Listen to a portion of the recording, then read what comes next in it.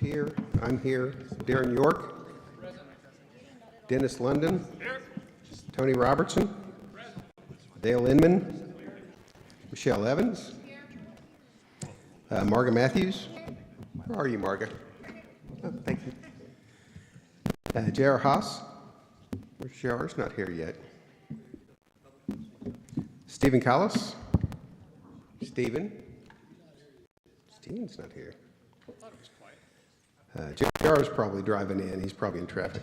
Tamma Gunn. Carrie Cheshire. Gina Smith. Cindy Castilla. Melinda Morris. David Armstrong. Brian Vacris. Brian's not here. Brian Bodine. Peter Batura. Carter Thomas. Warrington Osterman. You guys are moving all over. Andrew Duarte.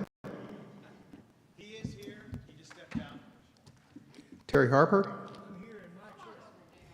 Thank you, Terry. John Carr. Elaine Cook. Andy Eller. Patrick Van Dolen. Not here yet.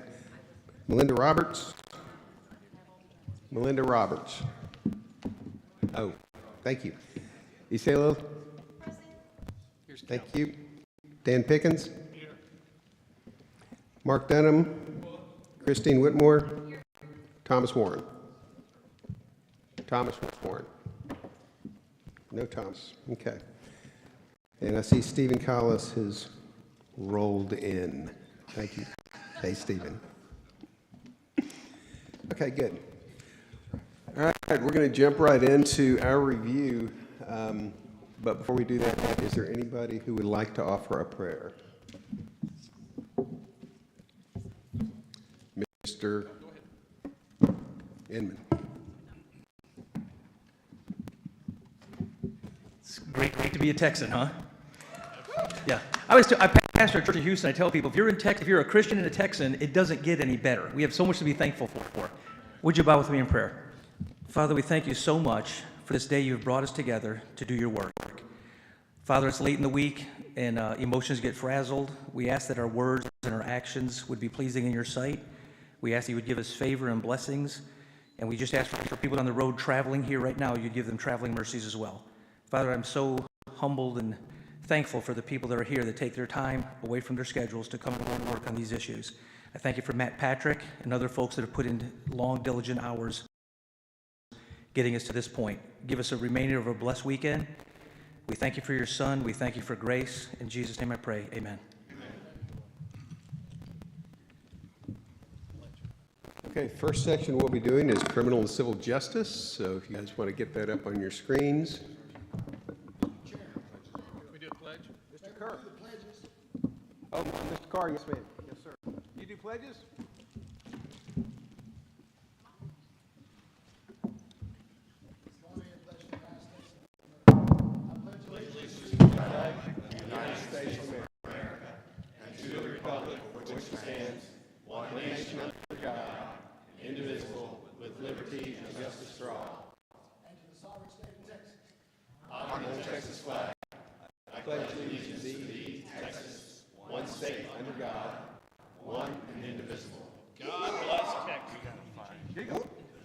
And I'm not going to make anybody sing.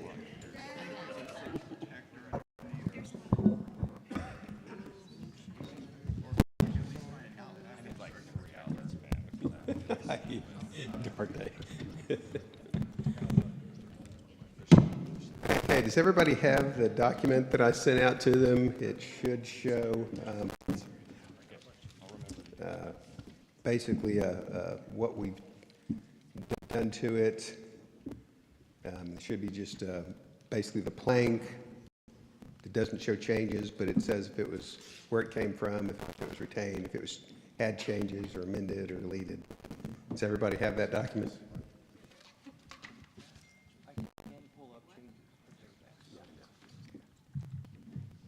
It's the one on the screen if you don't have it. Okay.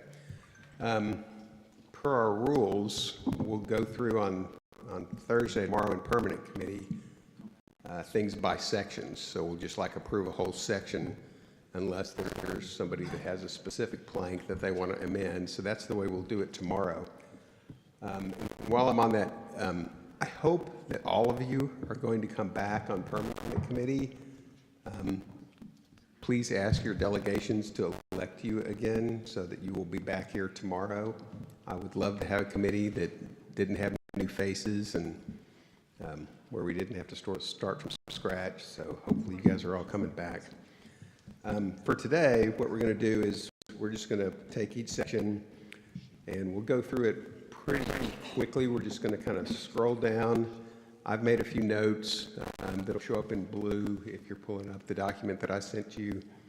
So we'll address those things, but if any of you have anything that you want to address as well, for example, John mentioned to me that he's got a change that he wants to make, and I think somebody else was telling me, I think Dale had one thing that he wanted to do when we get to national defense.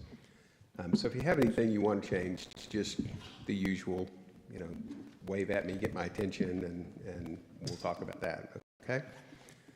So we're just going to kind of go through one by one fairly quickly if we can, unless there's comments. So 172 is the obscenity exemption. If no one has any objections, we'll keep going. 173 is civil asset forfeiture. There's no changes from last time. 174, government surveillance. 175, location and data privacy. 176, hate crimes. 177, marriage officiation. 178 was deleted. I think we ended up having another plank that encompasses some of that. 179, warrant validity. 180, state of emergency and/or pandemic business fines. 181, fraudulent lien filing. 182, gain of function accountability. Mr. Chairman, I have an amendment here. Yep, hold on. I have to get my glasses so I can hear you. So, Old people jokes. Who's talking? Kerry Cheshire, Senate District 10. Thank you. Prior to the word mRNA, I'd like to insert the words experimental or vaccine. mRNA is required in our body for protein synthesis. We cannot ban it and survive. What we're trying to go after is the vaccines and the folks who are trying to mess with our food supply and our bodies. So, Yep. Can I make a friendly amendment to that? Hold on. So, hold on. So we have a motion. Do I have a second? Second from Michelle? Yep, so, Gina Smith, ST11. I was on this committee, so something, it didn't get put in. So it was ban mRNA technology for vaccines is the terminology. Is Mr. that Chairman, sufficient? I'd be receptive to that technology as substituted. okay. Technology for vaccines. Because we weren't trying to ban Yep. like body parts. Right? Please don't have a platform that recommends we kill all of us. That would be viewed Sorry about that. unfavorably by the chair. That's the wrong convention. Yep. Things were late that night. Well put, Mr. Pickens. Okay. All in favor of this change, say aye. Aye. All opposed? The ayes have it. We'll add that change in. Are there any other questions or comments on that plank? Mr. Callis? Before we go any further, Mr. Chairman, I don't have the email that contains that. Could that be resent out? There's a number of us that don't have it. Could someone take your... Yeah, his email address on your page is wrong. You want to send him your other email address. He is the one that announces. Oh, according to Callis at att.net. Could someone also send it to me, dennis.london@gmail.com? You have that, Rich, according to Cal? I don't know, I put them all in when I got everybody's committee name from the list that they sent to me. So whatever it is that you gave to RPT when you signed up for this duty, that's what I have. I'll take the fault. So, Mr. Chairman, J.R. Haas, SD7. Yeah, Do hey, I Joe. register updating an email with Rick, or, because my email was wrong as well. I've had delegates telling me my emails are bouncing. I did get the note from you, and Okay, thank you. I didn't do anything about it yet. Sorry. Okay, yeah, so I didn't get any of your emails. It's okay. Sorry. I'll take the L for that one. No worries.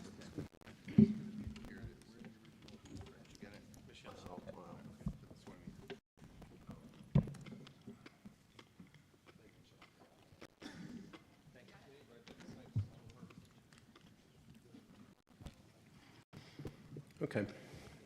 I lost my place. Okay, 182, gain of function. We've accepted that change.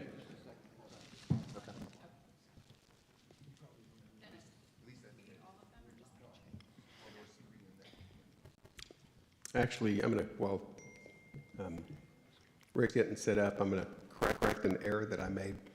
I want to thank Terry Harper, Terry, for chairing this committee. I think you did a great job. Fast, smooth, no complaints. So, Terry, if you and your committee want to stand up and be recognized, that would be fantastic.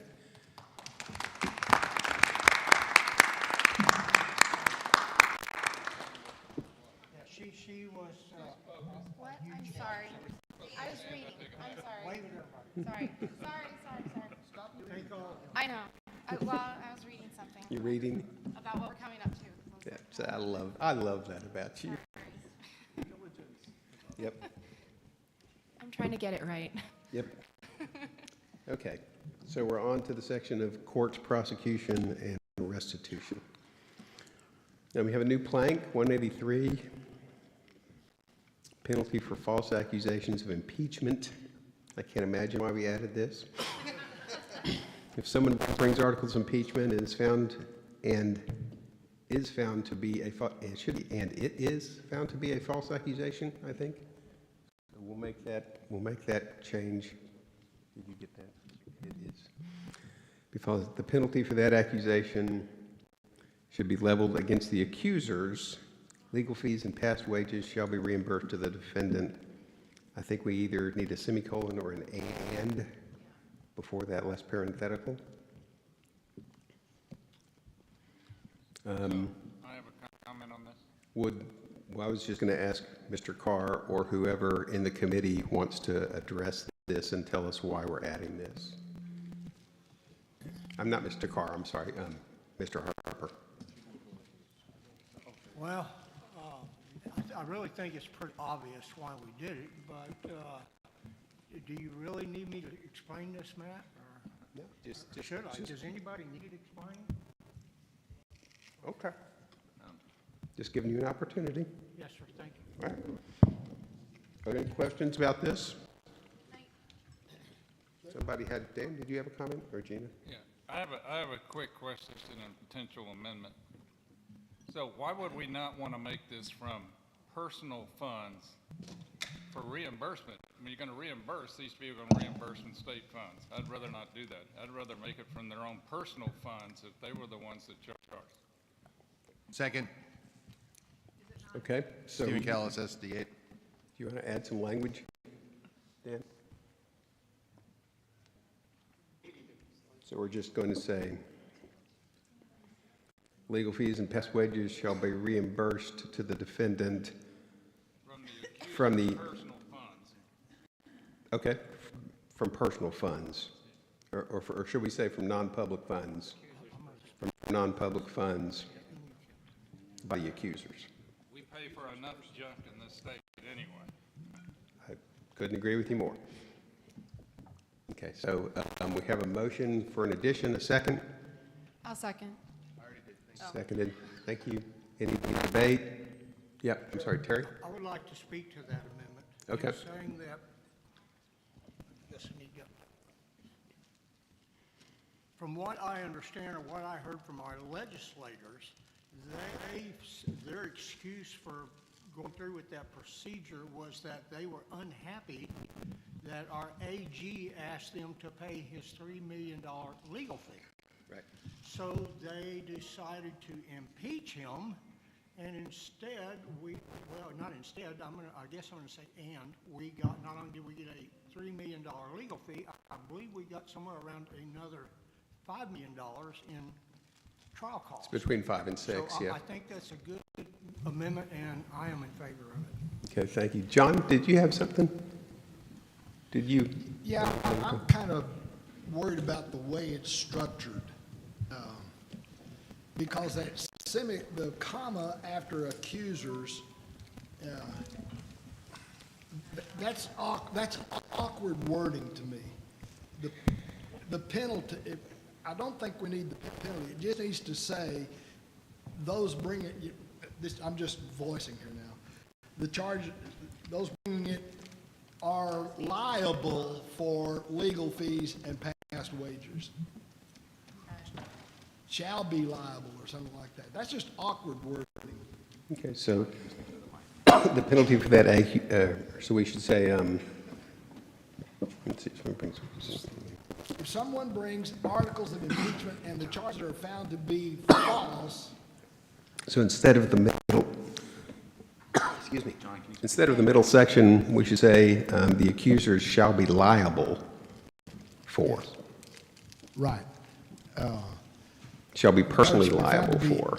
To be false. The accuser shall be The personally accuser shall be liable liable, for, personally liable personally liable. for legal fees and past wages. Correct, Which will be reimbursed to the defendant correct, with non-public funding. correct. Point of inquiry. Hold on one second. Let me, hold on a second. Let me get that, let me make sure the editors get it up there.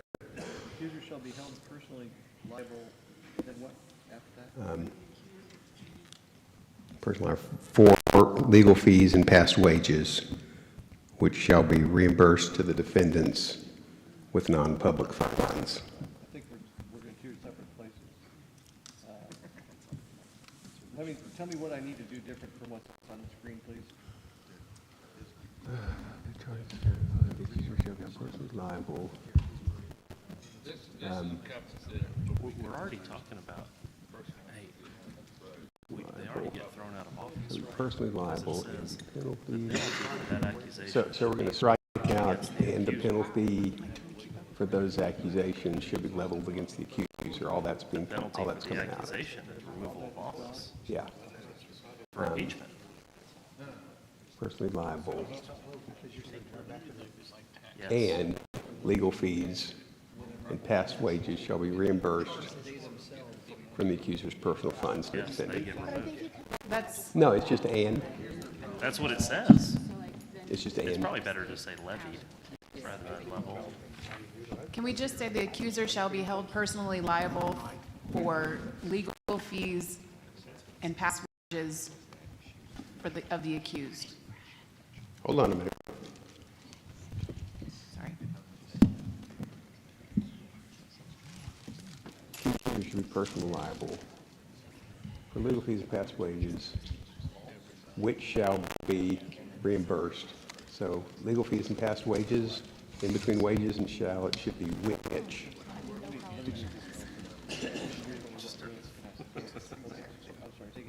So in between legal fees, it should be legal fees and past wages, which shall be reimbursed. So you just need to Is add that which. what personally liable means? Which shall be reimbursed from the accuser's personal funds to defense. Okay, I think that works.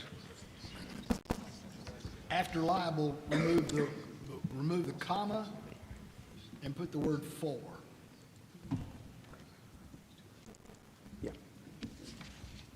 Okay, is anybody have any objection to this language? Parliamentary inquiry, Carrie Cheshire. Hold on, Terry, hold on. Mr. Duarte.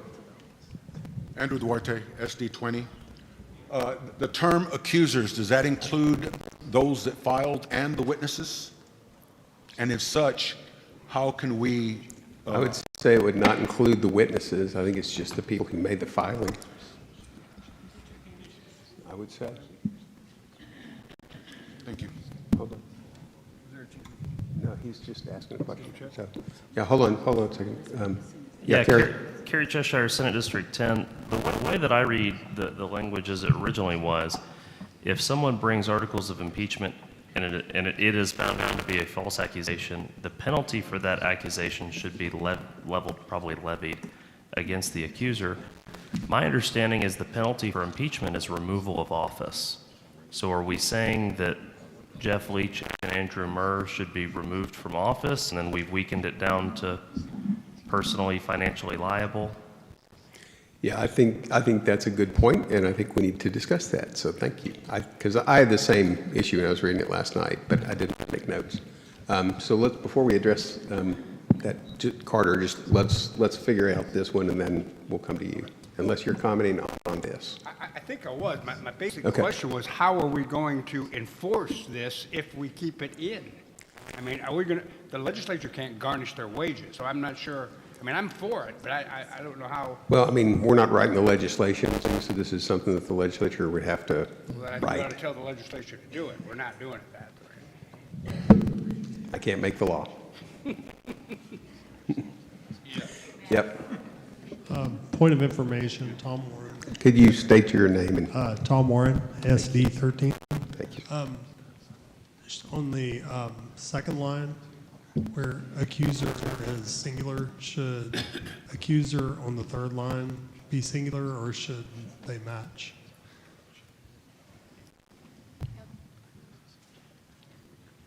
Thank you. Yeah. Yes. Yep. Thank you, Tom. I don't think we need to vote on that. That's clean up. Yep. Tamagun, SD 9. Yeah, Could Tim. you please read it as it has been completed loudly? If someone brings articles of impeachment and the charges are found to be false, the accuser shall be held personally liable for the legal fees and past wages, which shall be reimbursed from the accuser's personal funds to the defendant.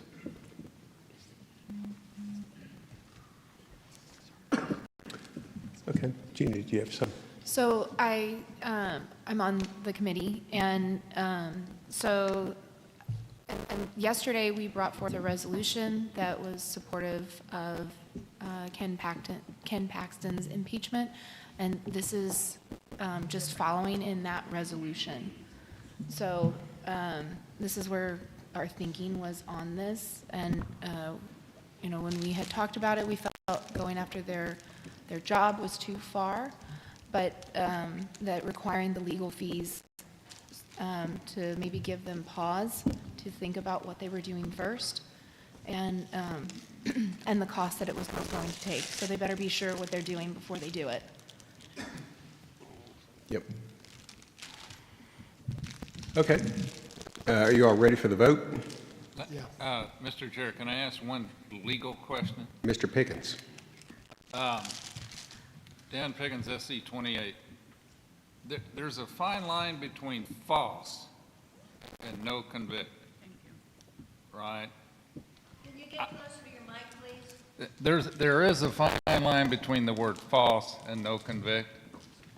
I have no problem with false, but I hope there's no legal definition, if this ever goes to law, that makes the change with false. No, you didn't convict, but you were the one that brought charges. Does that make sense? Mr. Chair. I'm going to put it a little bit differently. There's an old joke that says, so when someone was asked if they were ever been convicted of a felony, and the response was, convicted? No. Stripes, Bill Murray. Yeah. So, actually before that, but yeah. So that's kind of what Dan's talking about. I mean, are you accused? Is it truly false, or were you just not found guilty? So, yep. John, do you have a point? John Carr, SD 22. The point is well made, I think, but you could either say that he is found not guilty, or that instead of false, I don't know. I'm thinking out loud. But I do that all the time.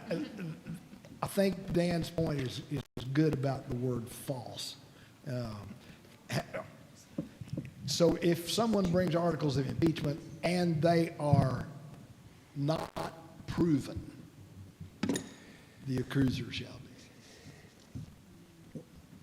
Yeah, I mean, to me, and I'm just going to chip in here, I would like to leave false just because I think those charges were false. If you get into not proven, then basically you're creating an all or nothing bet that you have to be absolutely sure you're going to win, and that's, if not, you're taking on personal liability, and I think that's a little too far, because I think there are instances where we maybe have pretty good evidence, but we don't get a conviction, if you will, and that I wouldn't want that to create liability back for people who want to bring a charge if it's well-founded. But the issue I think we all are recognizing is that the charges against Ken were invalid, and some of them were trumped up. I mean, they were just manufactured. And those are clearly false, right? So I think if we leave the word false, I think that is probably most suitable, certainly for what we're doing here, and conveys the message that we want to convey. I withdraw my suggestion. Okay, thank you, John. Yep. Elaine? Yeah, Elaine Cook, ST23, and I just want to affirm that it's false. We don't care if they got convicted or not. We care if the truth was brought forward. Yeah. Yep. Okay. All right, so are we ready for the vote? All in favor of this plank, say aye. Aye. All opposed? Okay. One nay. Thank you, Carter. Okay. Okay. Are we ready to move on? We got that? Okay. So court accountability was amended. It's long.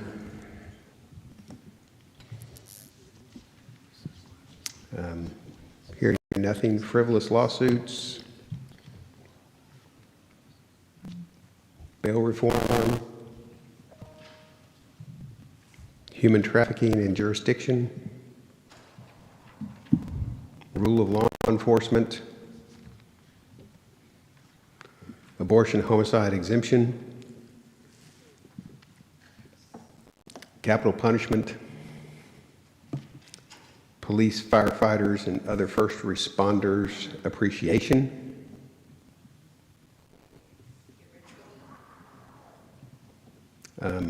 So I wanted to bring up this one. Is this one that we want to keep in? I just wanted to have a discussion about it.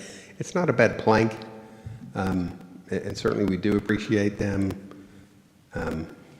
but do we need to have that in the platform? Is that something that's platform worthy? The committee chairman has his hand up. I recognize Mr. Harper. Actually, if I'm correct, I believe that in the title, we removed, let me find it here, appreciation, the word appreciation. Okay. And then down inside the body, close to the bottom, I believe, and Gina will verify this, that we asked the state legislature to increase funding in this plank for Texas Rural Volunteer Fire Department's Assistant Program. Currently, I don't know if they even have any funding. Right, it's in there. It's on the bottom. It's at the end. It's in there, Terry, Oh, is this the original one I'm looking at? maybe. You're probably looking at the original Yeah, I one. thought this is the one y'all sent me last night, but. But the word appreciation, Yeah, I mean, we'll delete that, and then this thing you're talking about, Terry, is in there at the bottom. Yes, sir, I believe it's at the bottom, and that was where we spent the most time was, wanting to add the funding to our volunteer fire departments. And a lot of y'all probably have no understanding of volunteer fire departments, but where I live, that's all we have. Yep. That's the only choice. So, and you hope they get there before everything's burned to the ground. But I was on one for about a week in Harris County when I was 19. that was That's all I lasted. Yeah. Anyhow, Tammy. that was our purpose for leaving it in there, is more just to address the additional funding, I think. And of course, we do all appreciate all our first responders, but I think that's a given, and so we kind of took that part out. Okay.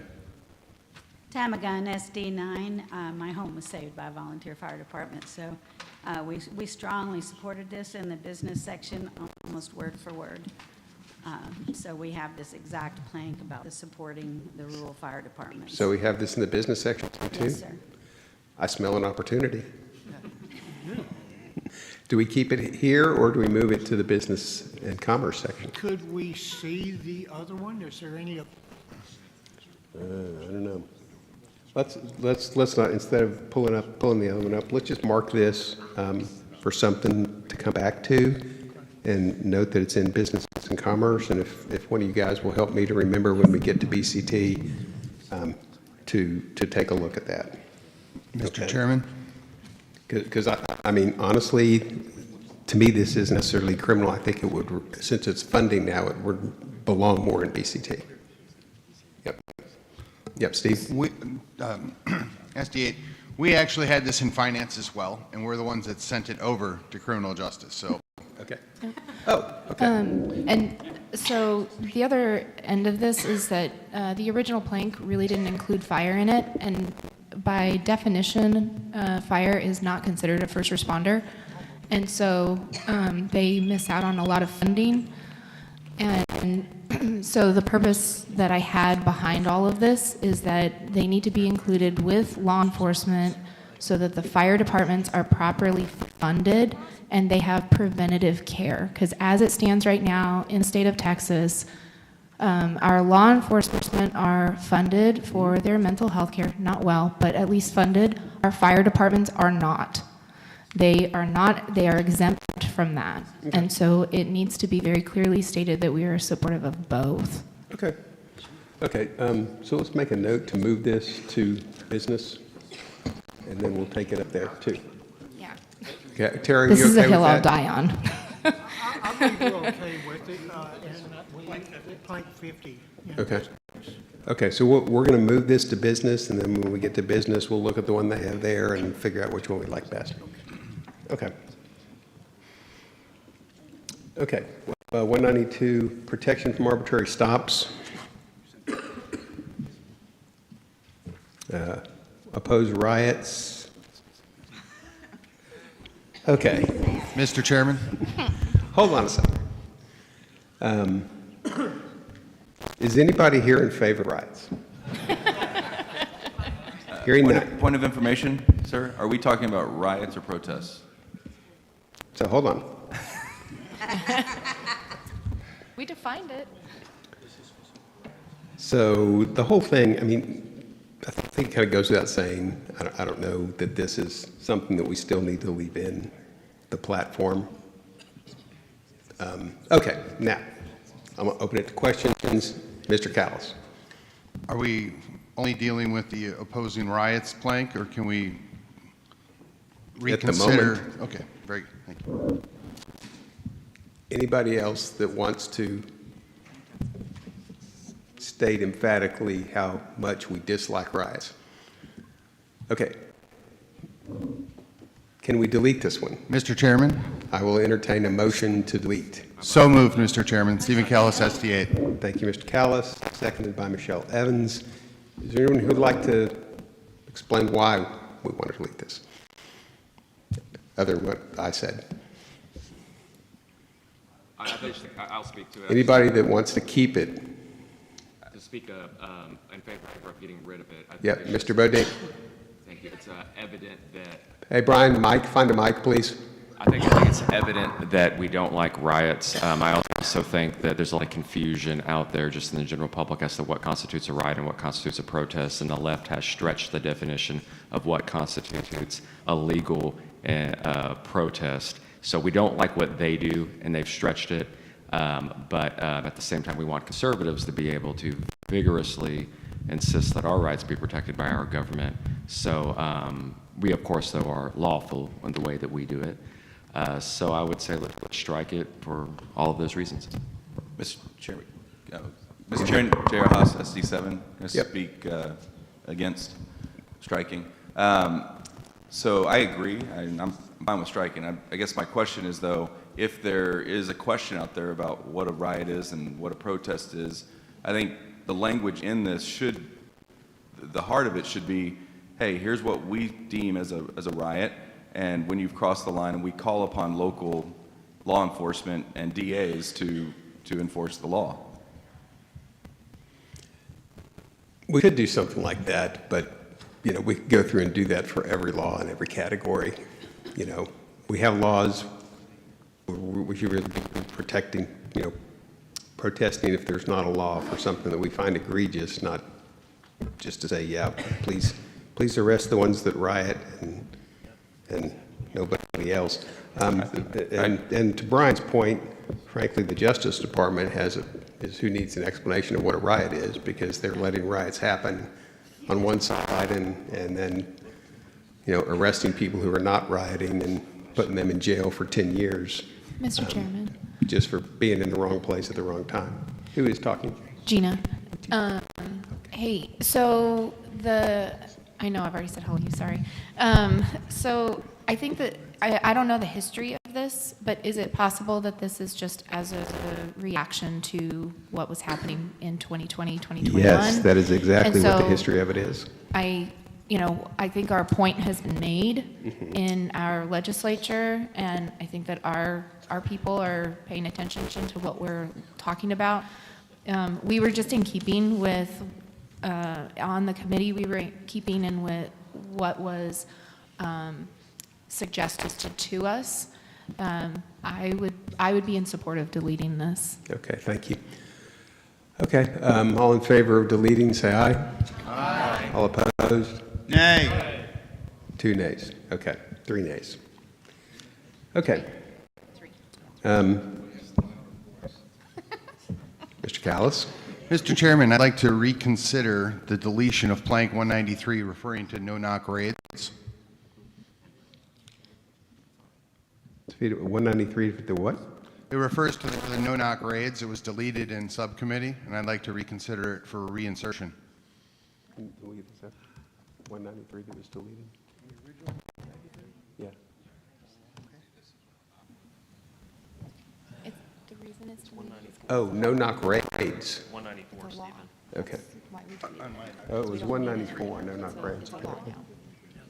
Yes. I'm sorry, in the previous platform, it might have been 195, but on the document you sent out, it's labeled 193. Okay.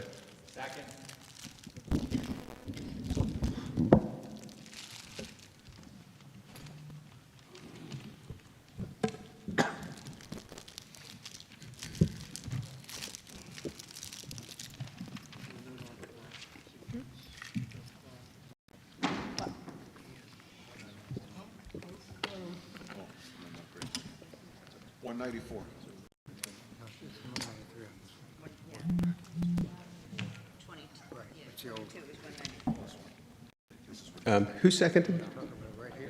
Okay, thank you. Seconded by Brian Bachris. So we are going to reconsider the deletion of no-knock raids. So the language up on the screen, it's a very short plank. We call upon the Texas Legislature to improve no-knock warrant procedures to protect law enforcement and the community. You'll speak to your motion, Mr. Callis? Yes, sir. Mr. Chairman, to my understanding, the legislature has not addressed this issue. Now, I have what I would call people that are familiar with me in law enforcement, and while I appreciate all the work they do, I think this is kind of a blank check that they like to use, and it doesn't serve any real purpose without a few extreme examples that they trot out to justify the behavior across the board. And we have a number of, let's say, people in the judicial system that don't question thoroughly what the police want because they're deferential to the police with some good reason. But this is about protecting the general public as well as protecting the police. When you continue to allow this to go on unchecked, it only creates more animosity, and we're the good guys that like the good guys, that wear the badge, that are supposed to protect us. And the way that we can do a good job of supporting them is to make sure that we curtail the abuse of this behavior. Okay. Yep, Elaine? Elaine Cook, SE23. I think one of the other issues with this one right now is the practice of, I believe it's called swatting, which puts both civilians and police officers even more at risk at a time when there should be no danger at all. Yeah. Supreme Court justices, for example, that have been Yes. swatted. Okay, any other comments? So no-knock grades are addressed in our penal code, and most police departments have adopted the TCOL stance of no-knock grades. So the reason why we took it out was because we felt it was addressed currently, and that we had made our point about the fact that we were against this, that we had a problem with it, that we were trying to protect our citizens as well as our police officers. I don't think any police officer wants to be rolling up into a house that has a bunch of guns inside of it who are going to shoot first and ask questions later. And that's the sentiment of many of them. My husband is on a SWAT team, so I prefer him to let them call him out from the street, and so that he comes home at the end of the day. So it's SB 1544, if you're interested, and I think that we have kind of covered this, and if we're... Okay, so it's mostly covered Yeah. locally as opposed to the state level. Correct, and this also came where, and I was on board with leaving it in as making an emphasizer, and then when you provided all of the House bills, I went through and I read it, and then I made some phone calls, and I was like, okay, I would be comfortable letting this go in Okay. efforts of meeting the demand that we had. All right, let's just go ahead and vote. Is there anyone who wants, those who are in favor of putting it back in, say aye. Aye. All opposed to putting it back in, say nay. Nay. I think the nays have it. Mr. Chairman, respectfully, could do a raise of Do you hands? want to do division? Okay. So if you're in favor of adding it back in, could you please just raise your hand?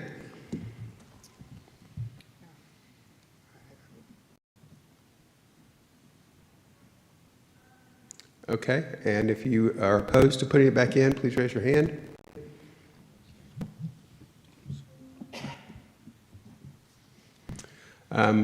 By vote, I count 14 in favor of adding it and 11 against. 11 against, I wasn't sure about the 4.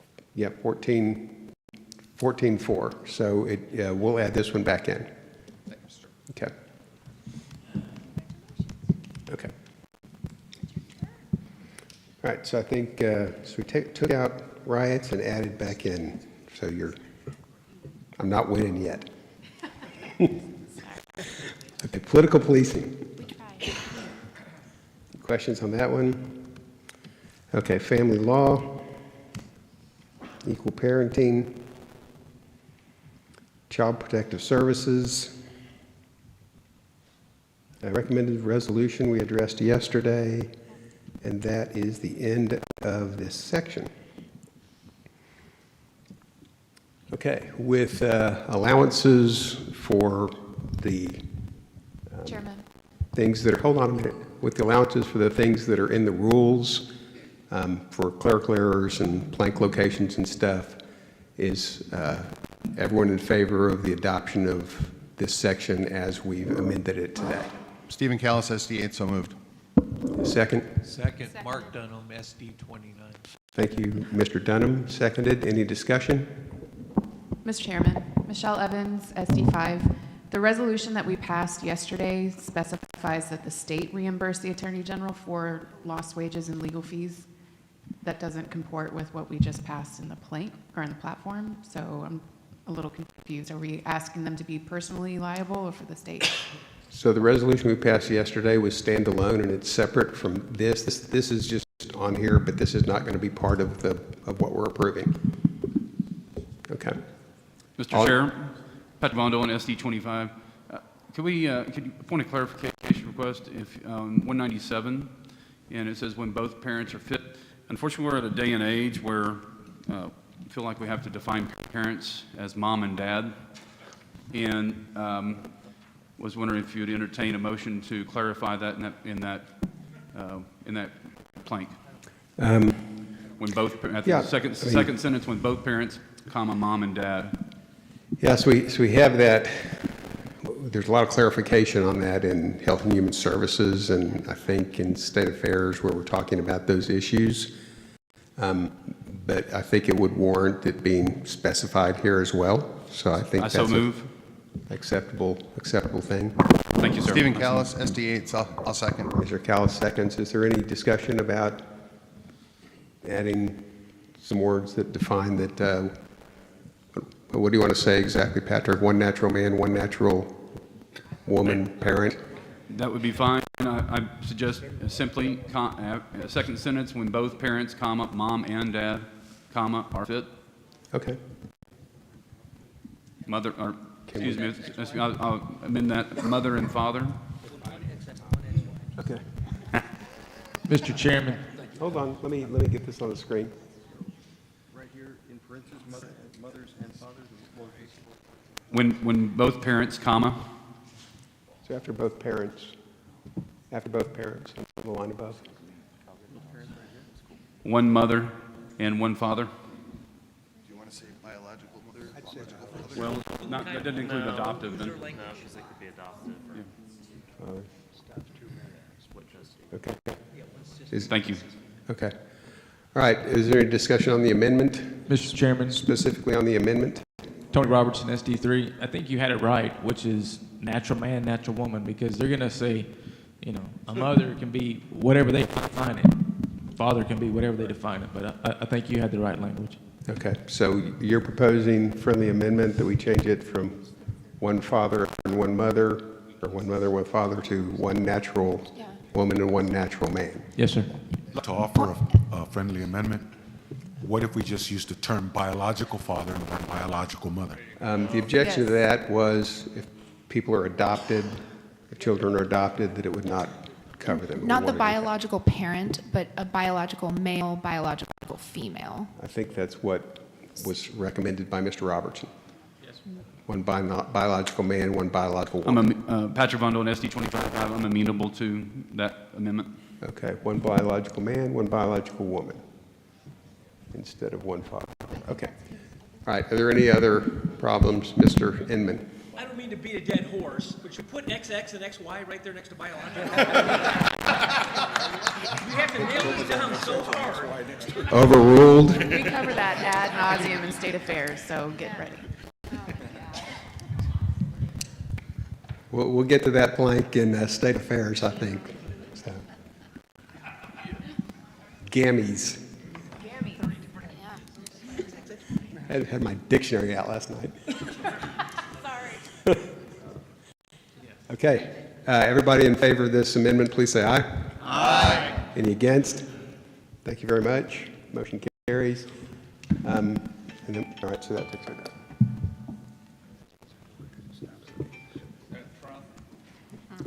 Okay, so, yeah, that was Don. I'll call him later. Okay, so approving the section as amended, all in favor say aye. Aye. All opposed say nay. Thank you. So we will move to the next section, which is constitutional, in just a minute. I'm going to give everybody a 5-minute break, okay? Thank you.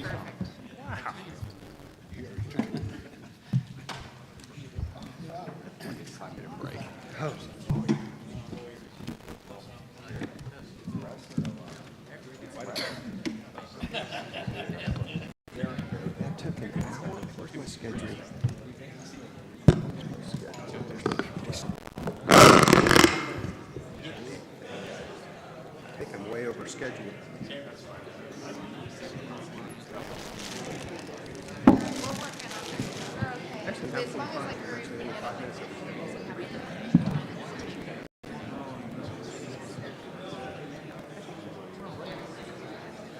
Yes, thank you. Yeah, I saw that. Thank you so very much.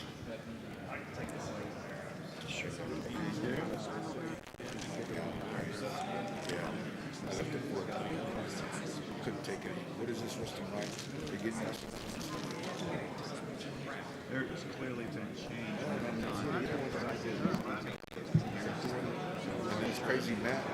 still sending me stuff.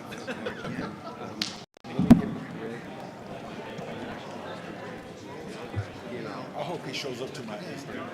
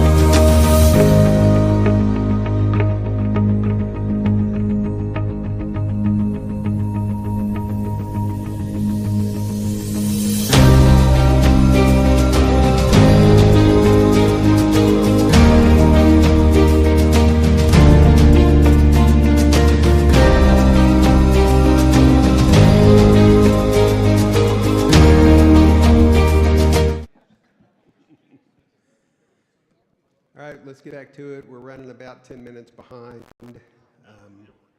So we'll try to just keep going and catch up a little, make up a little time when we can. Next section up is constitutional issues. So if you guys would open that. We're going to jump right in. John Carr, if you would please rise. John is the chair of the Constitutional Issues Committee, and all of his committee members, if you would rise. And we want to give thanks to John for the excellent job he did. And thanks to committee members for being very good at what they were doing. Yeah, we have a great team this year. I really couldn't be more pleased. And John obviously knows how things work. You can see that he very clearly stated right up front that he struck 2 planks. So, thank you, John. Okay, and as long as we're on that, since Constitution is the first section of the platform, and it starts with plank 13, just to let everybody know when we are reassembling, I think we talked about this Monday, but just want to make sure that we covered it. We in the past have numbered the preamble and the principles, and we are not going to do that this year. Okay. So plank number 1 is going to be the first plank here in the constitutional section. So it'll make it a little easier, I think, going forward. So when I said that I wanted to shorten the Mr. platform Chairman. and have fewer planks, I had a little trick up my sleeve, so we're automatically 12 planks ahead of where we thought we'd be, even though we haven't removed a word. And that's the dirty secret from last time, is we shortened the number of planks, but we actually lengthened the document. So, and I had, I don't know if I told you guys, I had Virgil help me, and he went back and looked at like 16 years worth of platforms, and he didn't have the planks, but he had how many pages it was. And on average, over going all the way back to the early 2000s, the platform only averaged about 27 pages, and we're at 39. So I think we have plenty of room to tighten things up. So thank you, John, for getting us started with that effort. Thank you, Mr. Chairman. Mr. Chairman, point of information. So when it comes to voting on platform on the floor, how will we be able to vote on the preamble and principles, or is that just not going to be taken as a vote?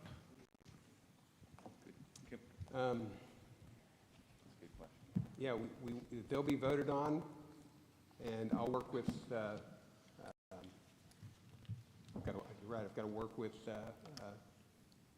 you, I guess, because yes, Brandon Moore, myself, and Ken Moore. Yes. Yeah, so, and with Ken, yeah. So we'll figure out a way to do that where we'll just. Yeah, because our Scantron sheets are 360, numbered from 1 to 360. So without a number, we don't know how to vote. Yeah. So thank you. We'll have all the planks numbered. Are we going to be first? I believe that you will be first on the On Scantron? On the Scantron, and then the LPs will be below. I don't know. We'll have to look. I'm not sure what Brandon's. So we'll just take preamble and principles and make them after the. Yeah, we just don't want people to get off on their numbering if they look at a blank number and then look at. So that's what I'm saying. So if we're first, and it's number 1 is for the first blank, number 2 for the second blank, et cetera, we'll go all the way down, and then we'll have the preamble be like the next to last, and the principles be the last ones for our section. Okay. All right. Yeah. And then the resolutions, and then LP, right? Yeah. We'll just take the conversation offline. I just didn't want to forget that because I know what's going to come up on the floor. Thanks. Yep. I thought about that the other day, but I hadn't talked to you about it. Mr. Chairman, Patrick Von Dolan, SD25. Point of information, please. Are we able to share the document that was sent to us, the working document, with non-platform committee delegates? No. Thank you for that clarification. We will be publishing a document tonight after we get finished and we approve everything, and we'll put that up somewhere on RPT at some point. And then when we come back tomorrow at 6 o'clock, we'll have a red line copy available for the committee. Thank you. Okay? I know you guys are getting questions. I'm getting them too from delegates and people who, I don't even know if they're delegates or not, that just want all of our working notes and everything. And that was available when we were online, doing all our editing online in 2018 on Google. But the platform was actually hacked that year because we had it online and we didn't have the proper security procedures, and people were actually editing our platform from outside of the convention, which is why we don't do Google anymore. And we do it in a very secure way. We're air gapped, and so that's how we keep control of our document, and so that's why we're not turning it loose until we're ready to turn it loose. And we want everybody to see what we're doing, but they'll get our finished work product, not during the process. If they want to see the process, there's people here, as you can see, that are here to see the process, and they get to do that, but we're not going to put it online until we're ready. Okay. All right, let's get going. Preservation of the Constitution. Keep oath to the Constitution. Mr. Speaker, Dennis London, SD2. Yes, sir. I'd like to propose an amendment to keep oath to the Constitution to be constitutions, and then limitations and clear meaning of the United States and Texas constitutions. Do we have a second? Stephen Callis, SD8, I will second. Second by Mr. Callis. Would you like to speak to your motion, Mr. London? We're asking our state legislators to not just hold and affirm to the United States, but also to the Texas constitutions. Down inside the rest of constitutional issues, we have multiple references to the Texas Constitution. Why do we not ask them to keep their oath to that as well?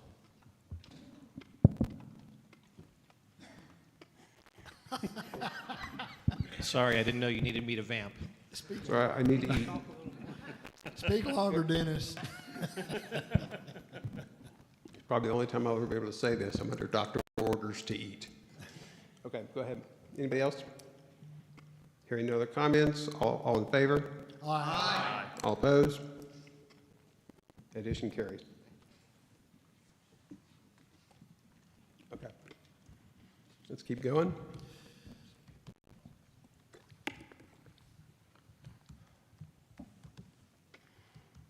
Amendment to the Texas Constitution. Mr. Chairman, did we John strike all this? Carr. No. Hold on.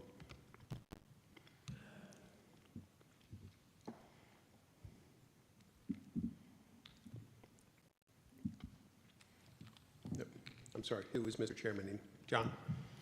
John Carr, SD22. I'm taking your comments as a motion to amend, and I think the one for 14A is well taken. So if we assume that your comment is a motion to amend the 3/4 to 2/3, I second that motion. Okay, thank you, John.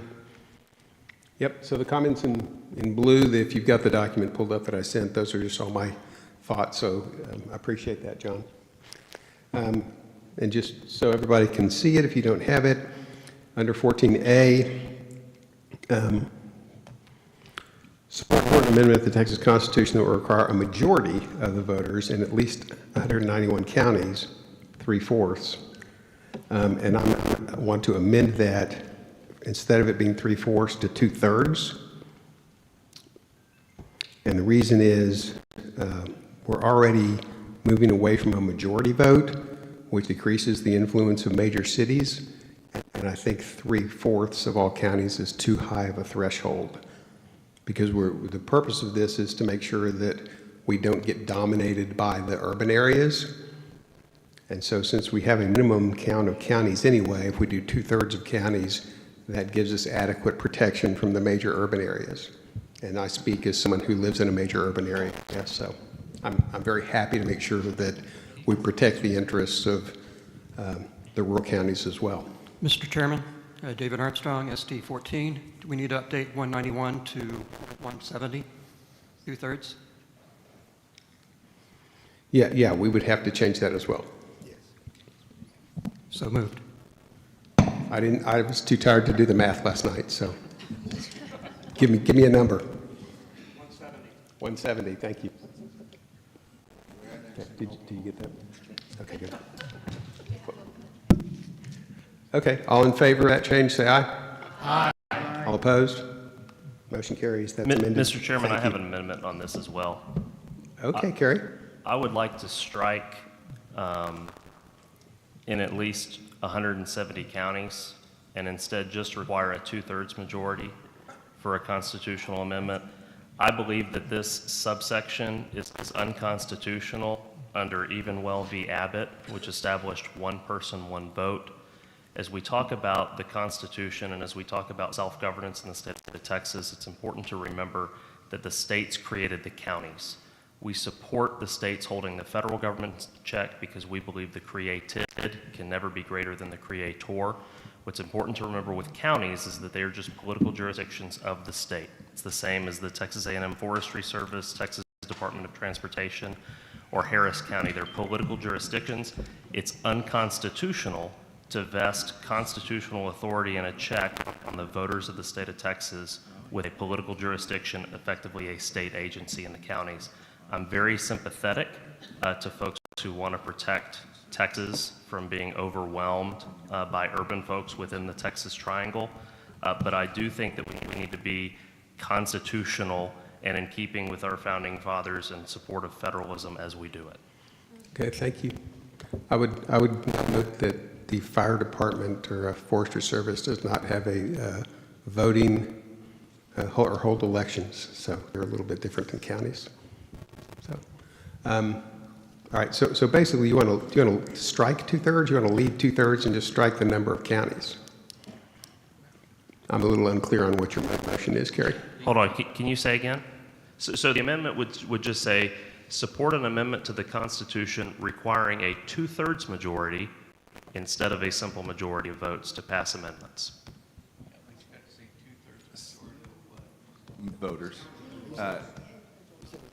Yeah, 2/3 majority of voters. Of voters. So he's stripping out the reference to counties, and because he thinks it's disproportional representation.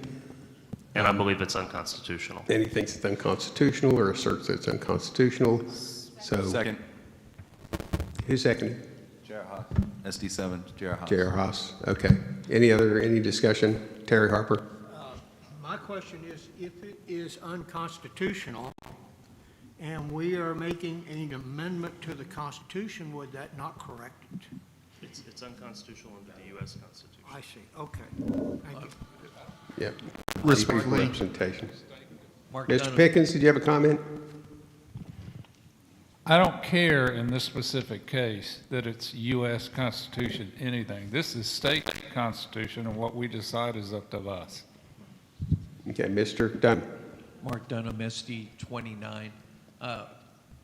For making an amendment on the U.S. Constitution, it has to be amended by 2/3 of the states. That's kind of where this concept originated from when it was written the first time. Thank you for pointing that out. That's exactly right. To Kerry's point, though, the U.S. Constitution was formed by the states were formed the U.S., right? Where the counties did not form the state of Texas. The state of Texas formed the counties. Any other comments? Okay, so all in favor of stripping out the reference to counties and simply making it a 2/3 vote of all the voters in the state, say aye. Aye. All opposed, say nay. Nay. Division. Division. If you're in favor of it, raise your hand.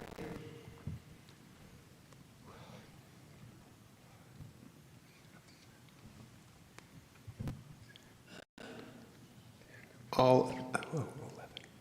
Okay, hands down, all against the amendment?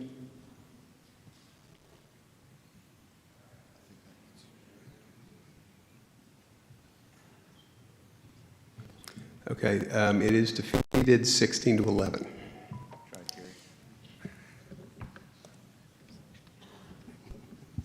So we'll leave that as is. Okay, so moving on, if you look at E, I've got support an amendment to allow the Attorney General anywhere in the state. I think this is just poorly worded. I don't really care where the Attorney General happens to be spending the night or standing at the time when he prosecutes cases. So I think we need to just say, allow the Attorney General of Texas to prosecute cases anywhere in the state where county district attorneys refuse to enforce. So it's a little bit of a cleanup, but I wanted to make sure I drew your all's attention to that. I'll second that, Mr. Chairman. Okay. Is there any comment? Mr. Chairman, Stephen Callis, SD8. I knew I could rely on you to make a comment. I'm trying to shorten it so we can save words. That'd be wonderful. Would it not be just quicker to say grant concurrent jurisdiction to the Attorney General in those cases? I think it's clearer to do it this way. So, all in favor, say aye. Aye. All opposed? Okay, so we'll make that fix. Thank you. Coming down to F.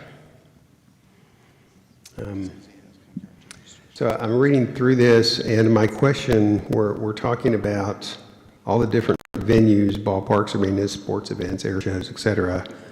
And we're talking about carrying in public. So my question for whoever the author of this is would a pro sports team's venue qualify? Because it's technically not a public arena. Usually it's like Jerry World is owned by the team. So would it apply there or not? Mr. Chairman? Stephen? Anybody have any thoughts on that? Kerry? Kerry Cheshire, Senate District 10. My question is a little bit earlier where it says licensed concealed carry holders shall legally carry firearms in public. Are we requiring LTC holders? Can we, before we, your point is well taken, but let's, before we move to that one, can we please address the point that I'm trying to make? So does this apply, and should we add something that says, so what I was suggesting is that we add, if financed in any way with taxpayer funds or hold tax exemptions. That would make sure that we're capturing the large venues, which I think is what we're trying to get at. Did you guys get that? No. So if we would make an addition to say, hold on. Licensed concealed carriers shall, we'll come back to that, legally carry firearms in public sporting venues,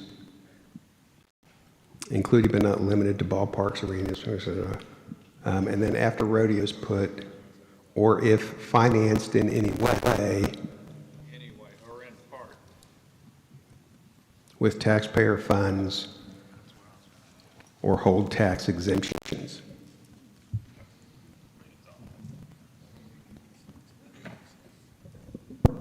So what I'm trying to do is make sure that we rope in large public arenas that are privately held if we gave them the money to build the dadgum thing. Okay, and I think as a friendly amendment, we should change shall legally carry firearms to Could, may. Shall be allowed. Shall be allowed. Holders may legally carry.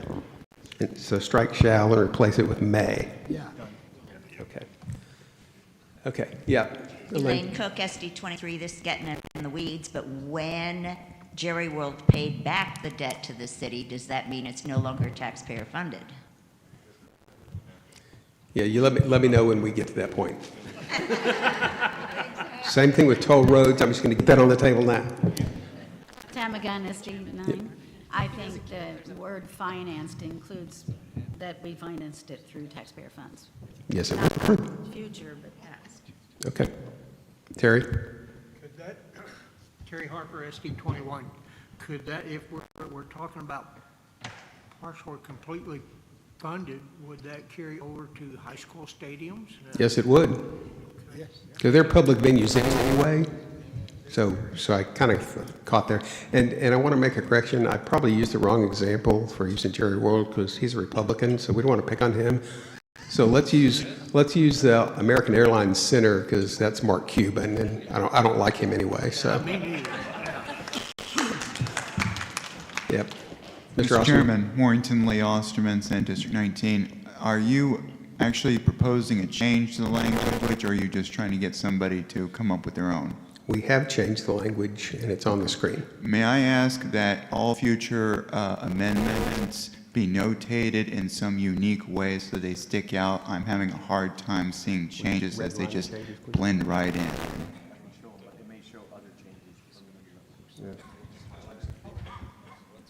Yep. Thank you, Mr. And Rossman. if I We're could working on that, yeah. And if I could speak in support of the proposed change? Yeah, that's too messy. Can we just redline it when you put them in? I don't want to do that. Okay. Yeah, we're struggling with that just because of the nature of the document and the changes and what we've got, so, okay. Did you want to speak in favor, Morgan? Yes, sir. Yep, go You ahead. raise a very good point, whereas Cowboy Stadium is owned by Jerry Jones. Here in San Antonio, the AT&T Center is owned by the county government, so it would be important to notate the difference and reflect that. Okay, thank you. All in favor of this change, please say aye. Aye. All opposed? Okay, that carries. We'll leave that in. Thank you, guys. Sure, I can highlight the changes like I have up there, and then at the very end, I can just undo all the highlights. That's exactly what I want to do. Thank you. Good.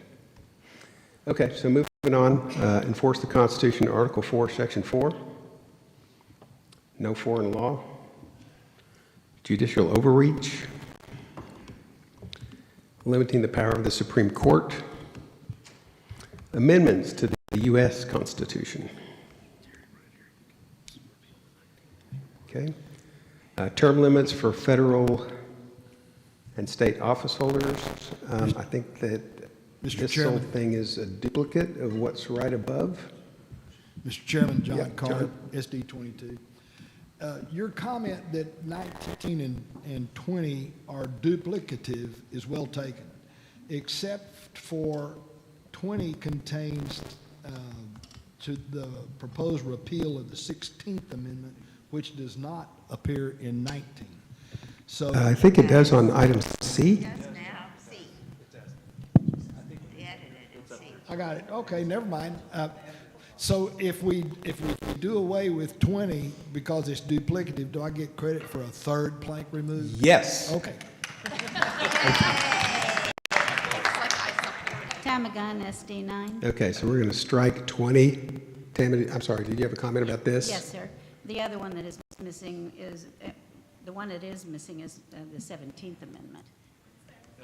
That's there. Is Yeah. both the 16th and the 17th? So I was striking, simple me, I was striking 20 because it only goes to E and 19 goes to F. So we got an extra one and we're keeping that. Mr. Chairman, I would say the only difference that I'm aware, the ANDL or SD 24, Thank you. the only difference I know of is 19 had F in it, which is the support a constitutional amendment making English the official language. 20 does not. That's the difference. Yep. That's why we're keeping it. That's correct. That's what I say. So we need to keep 19. I believe when we came out of committee, this was an editing error that created the 20. Yep. All in favor of striking 20, say aye. Aye. All opposed? Strike 20. Thank you. Mr. Chairman, can we go, right here, sorry, Gina. Gina, say your name. 11.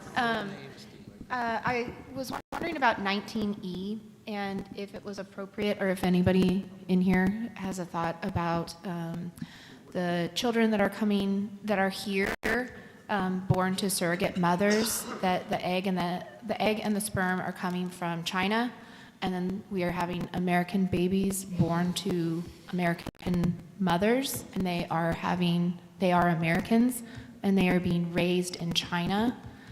And so I don't know if this is somewhere where that could be addressed, or if anybody has I an don't idea. think that's a constitutional issue. That's not a constitutional issue. Okay. Okay. Okay, so 21, 22, limited overreach of state government. 23, dereliction of duty. Mr. Chairman, David Armstrong, SD 14. Is 23, are we still supporting police indemnity? Or is that do away with it? We're on dereliction of duty. Where is that?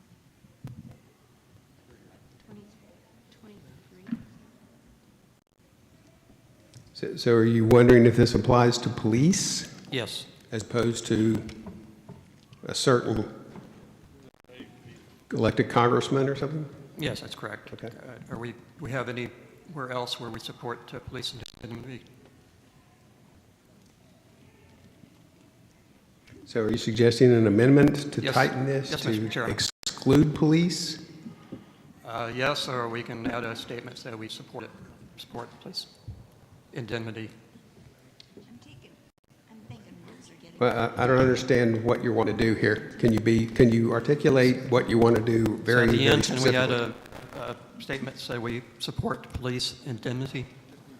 We support the police. Police indemnity. I'm sorry, can you? Indemnity.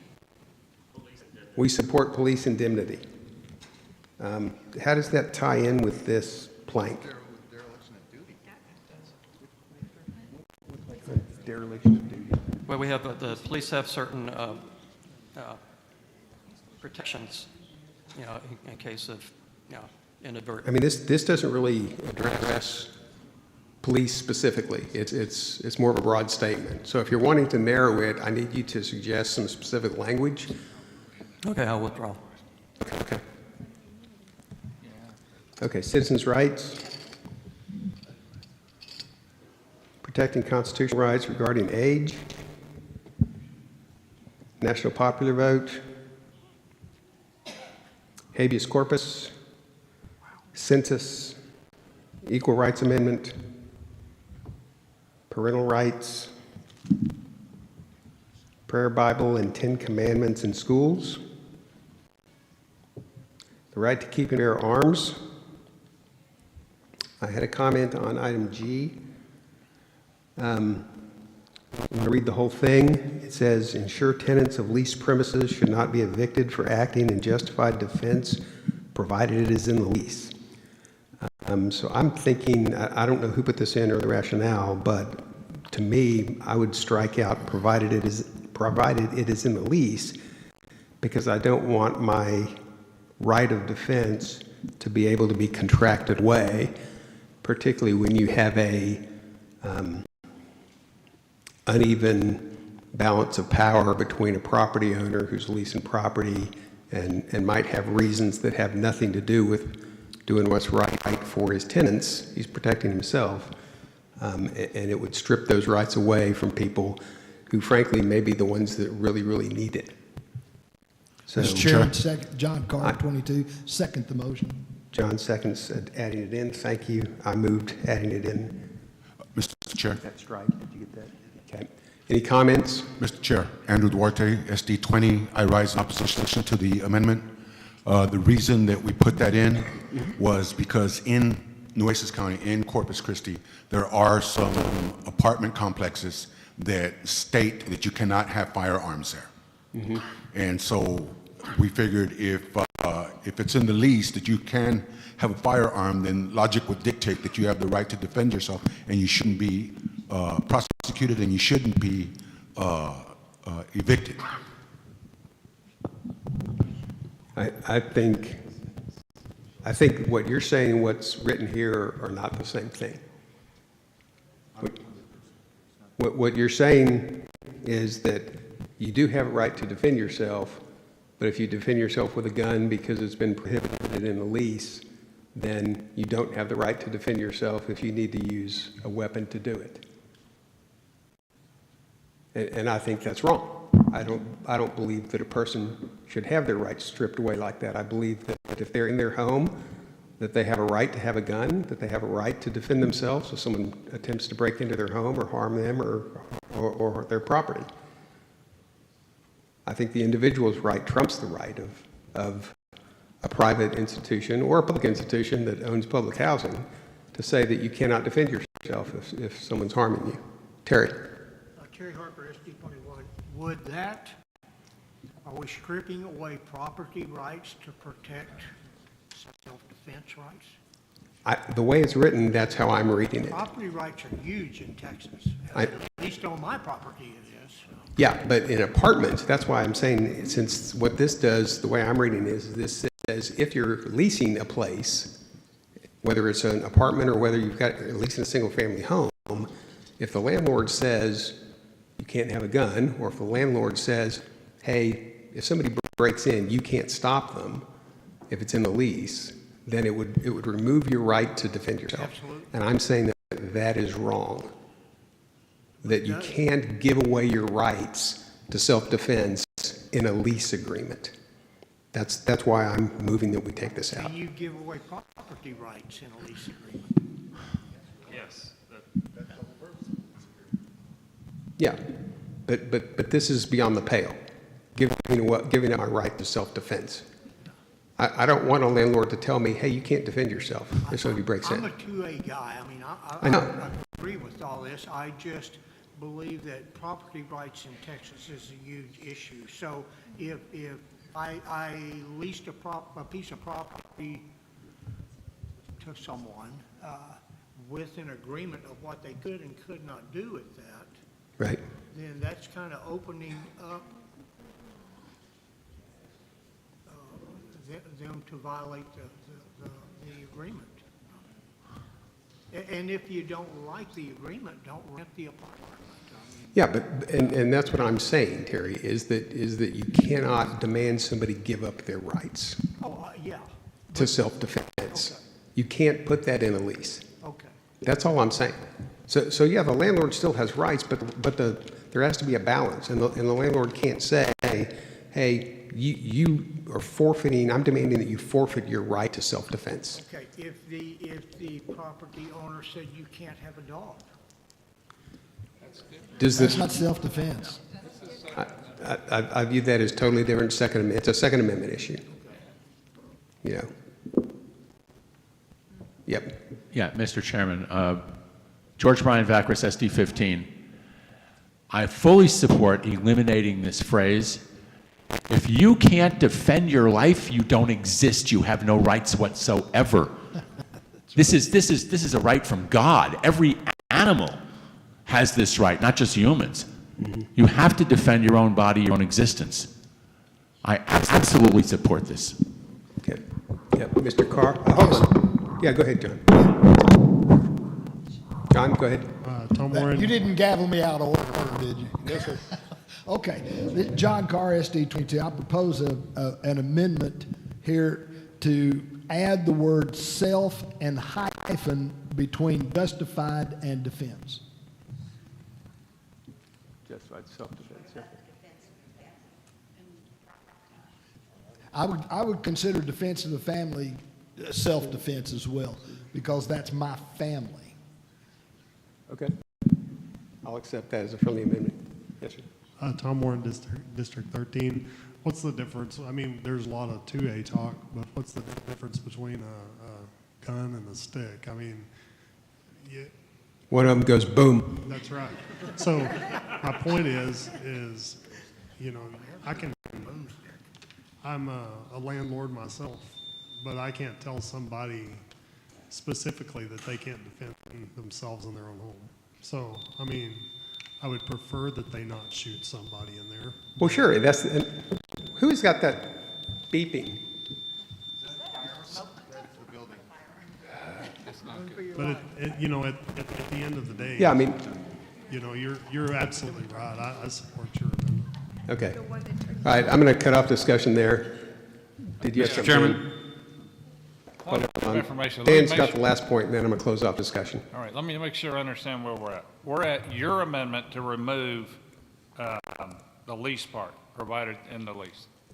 Then we had another motion to add another amendment. Are we going to, I accepted that as a friendly amendment, just to add the one word self-defense. That's right. Yeah, Do we- that's just one, it's just going to be one motion. Okay, no problem. All right, so all that together, we're ready to vote. Yes. Sounds good. All in favor of the changes in yellow on the screen, say aye. Aye. All opposed? Okay, the ayes have it. Change is made. Thank Mr. you. Chairman, Patrick Von Dolen, SD 25. I'd like to propose an amendment to G, where it says justified, to add and legitimate. Justified and legitimate self-defense. What's the difference? Because legitimate signifies you have a grave duty to protect yourself and your family. So does justified. So does that mean it's justified? Absolutely. I would think they're the same thing. Amen. Go with a lawyer for once. Let's just stick with Motion drawn. justified. That's enough. That's a good word. All in favor? Okay, we don't need to vote. We've already voted on that. Okay, so those were a couple of amendments. All right, let's move on. State sovereignty. Mr. Chairman, John Carr, SD 22, I have a proposed amendment to Plank 33 that at the end we add these words, "and pass the Texas Sovereignty Act as filed in the 88th regular session as HB 384." And pass the Texas Sovereignty Act as filed in the 88th regular session as HB 384. Mr. Chairman, Stephen Callis, Hold on. SD8, I'll second. Would you, guys, don't interrupt. Just let the editors get their job done and get it up on the screen before we start doing anything else, okay? As filed in the 88th regular session as HB 384.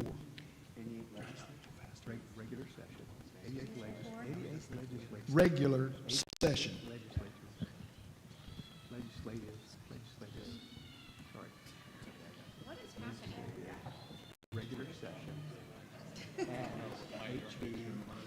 As HB 384. 384? 384. Okay. Do we have a second? Mr. Callis? Second. Thank you. Discussion. John, do you want to speak to it? Yes, sir, thank you. The HB 384 was proposed by Representative Bell out of Montgomery County, and what it does is it calls for the creation of a 12-person committee, 6 from the House, 6 from the Senate, to review federal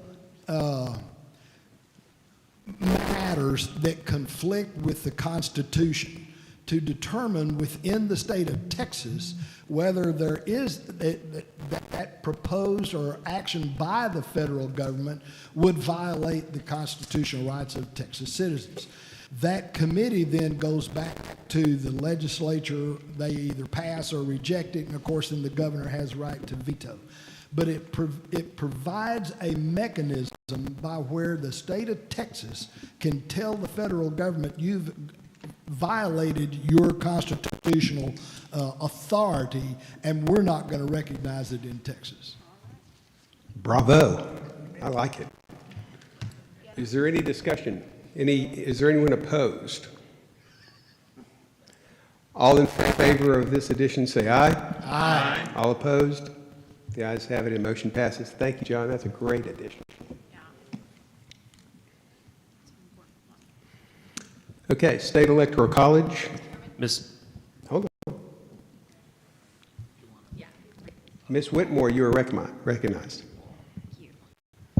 Christine Whitmore, SD 30. I am proposing a motion to remove and replace Plank 34 for the State Electoral College with the proposed language for a concurrent majority plank as submitted last night to the editors. If we could bring that up.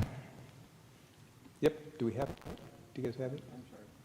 It should have. Did you send it to these guys? I did. It was on CC to the 2024 editors email. It would have been at like 11 something last night. I was working. This is a replacement? Yeah, it's going to be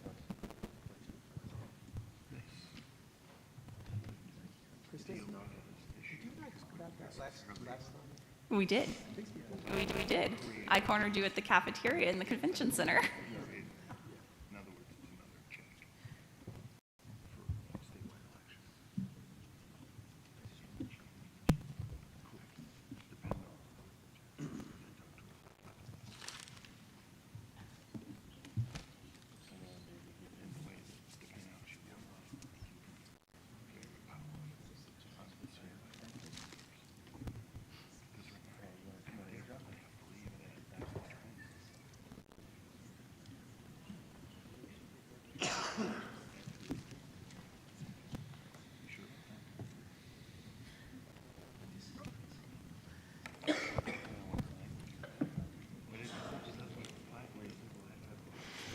So while they're looking for that, I'm just going to give a little bit of history to this plank, I think it was 2020,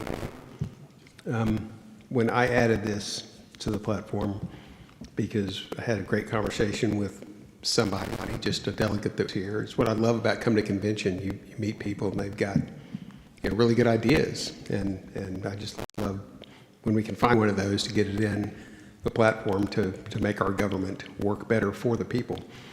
And so what we were discussing and why I put this in was because I'm worried and they were worried that as Texas continues to grow and so many people are moving to the cities, and the Democrats through Agenda 21 and Agenda 23 are trying to build density in the big cities, that we will soon get to a point where there's enough popular vote in those urban areas, and we may already be past it, where we can they can counter all the votes everywhere else in the state.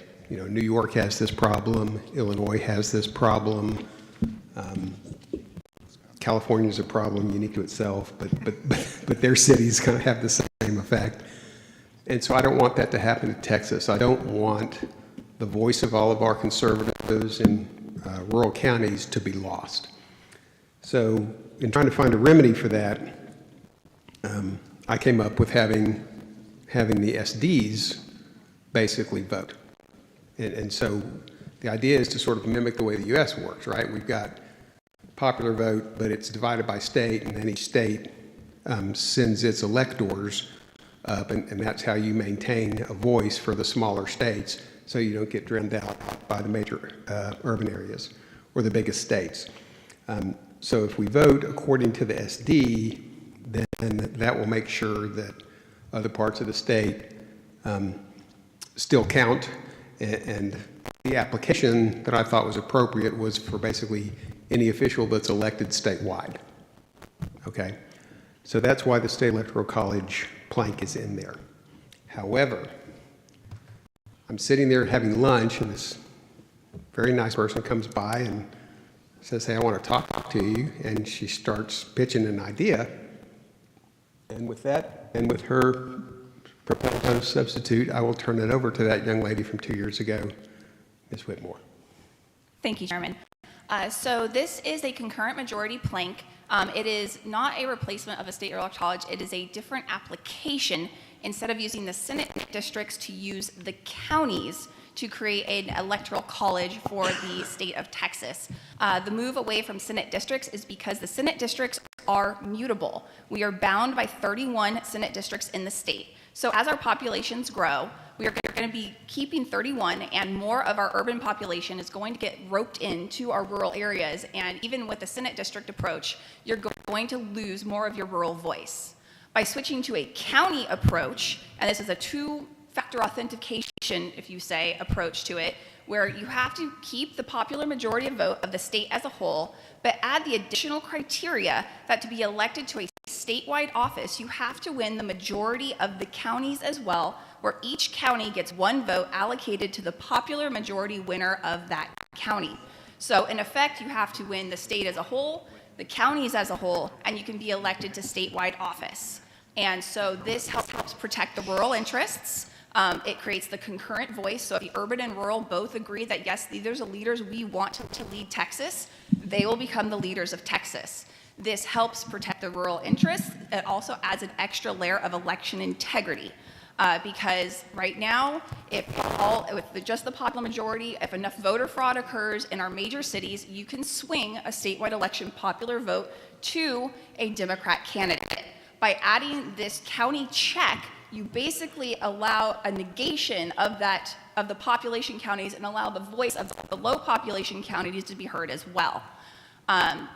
Also, by doing that, it protects very critical industries in Texas, our ag industry, our oil industry, that the Democrats, are starting to go after cows. They are starting to go after our oil industry. They try to not allow us to export liquid natural gas. Oil and ag are the backbone of our economy, and they will go after them if they are allowed to get into office and maintain power. This is a check to make sure that we balance the interests across the state by leveraging the existing counties and giving them a voice. To Christine's point, I will say, if you look at the changes that happened in the SD maps with the most recent redistricting, what you'll notice is, because they have to do equal populations, the large counties, excuse me, like Harris, have a lot more SDs in their county. And what they've got is you'll have a little finger coming in, capturing a bunch of population, but then a lot of rural counties that are attached to it. But the power starts to shift into the large urban areas, and it kind of captures some of the surrounding counties. And that happens in Dallas-Fort Worth, too. We've added them. So it is a viable problem, and it is something I think we ought to address. Yeah, Peter. Vacris, SD 15. I want to speak in opposition to the concurrent majority. Yep. Is there a second? Mr. Chairman, Patrick Rondo on SD 25. I second the motion. Okay, now I'll speak in opposition. All you have to do is read the Supreme Court decision from the 60s in Baker versus Carr. I agree with everything Christine said about the overreach of the federal bureaucracy. I totally agree with that. But the remedy for that is to restrict the power of the federal bureaucracy. Okay? This has actually been done and tested in Tennessee in the 60s. It resulted in court decisions, multiple court decisions, that forced, for example, as an ex-Connecticuter, Connecticut used to have a state representative from every single town in the state, and the Republicans dominated the lower house of the state legislature. They stripped that away. They said they had to be equal districts on population.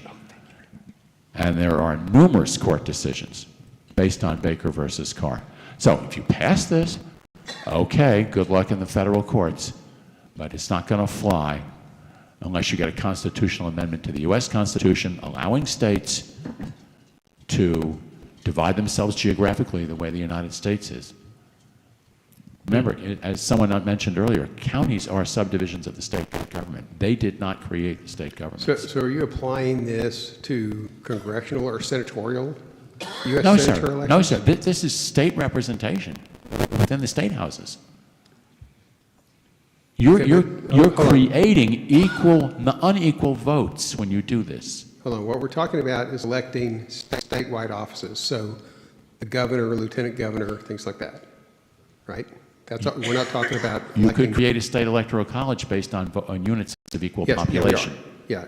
But not based on individual counties which have unequal populations. It'll never fly. Oh, I see what you're saying. Okay, all right.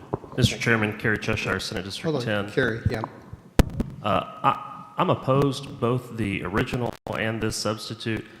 These are perversions of federalism. I also think it would be more accurate to call this the roll back the clock amendment. And that's because I think what this would do is roll back the clock on our state.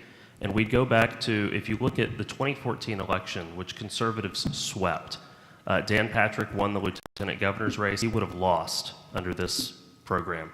Ken Paxton won the attorney general's race. He would have lost under this program. Sid Miller won the agriculture commissioner's race.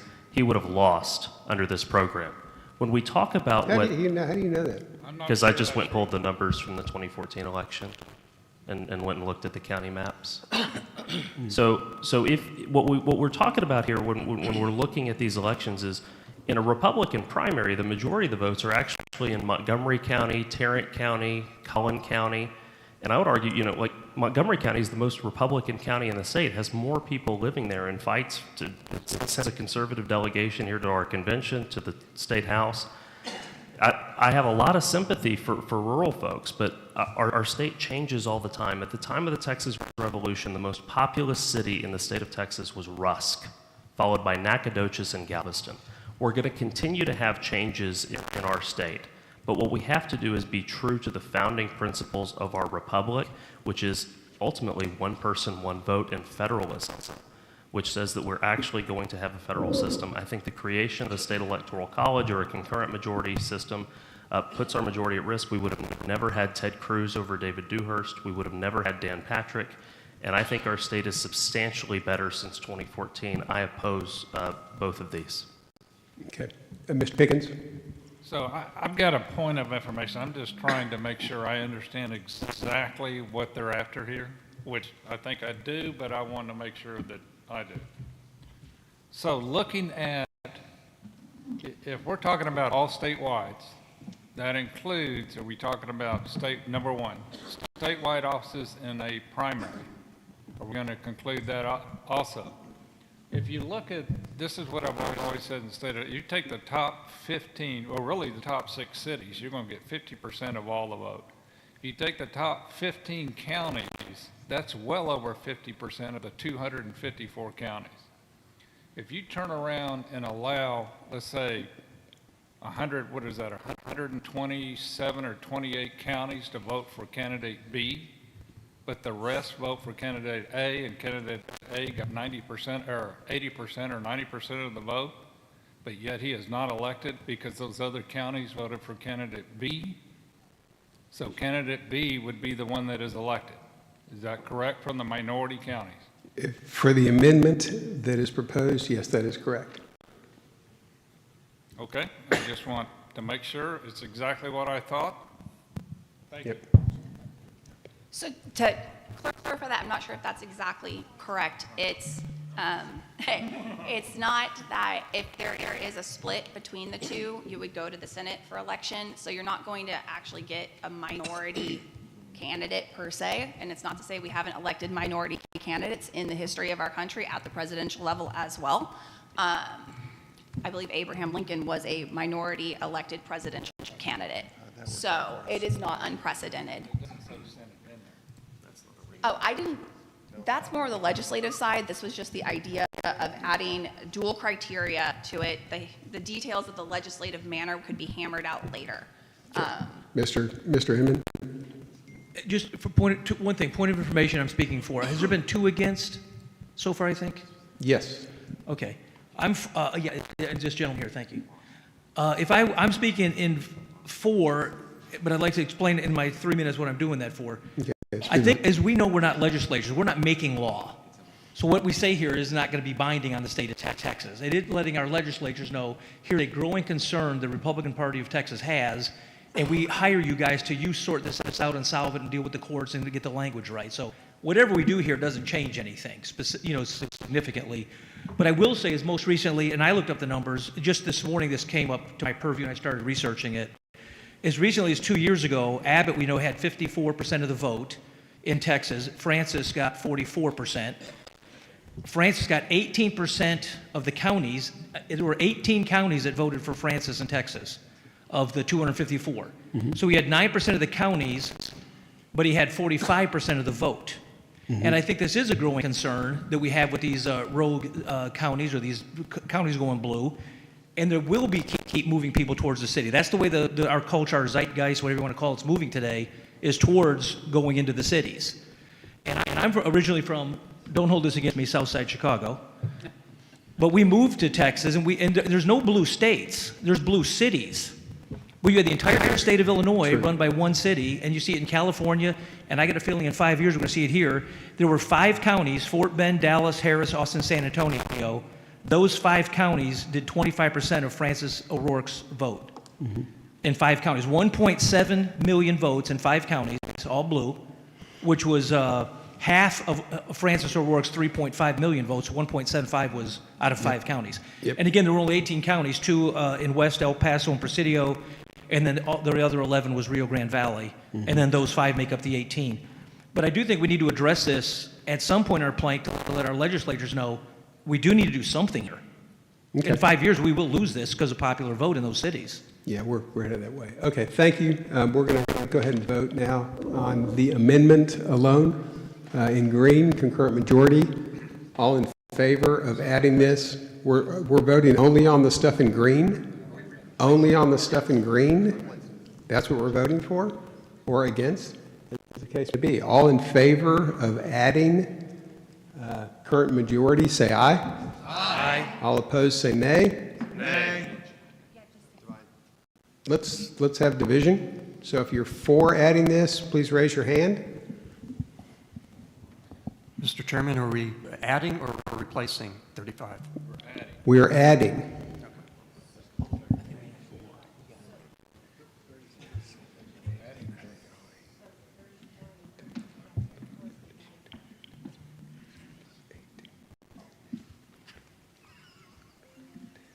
Okay, put your hands down. All against?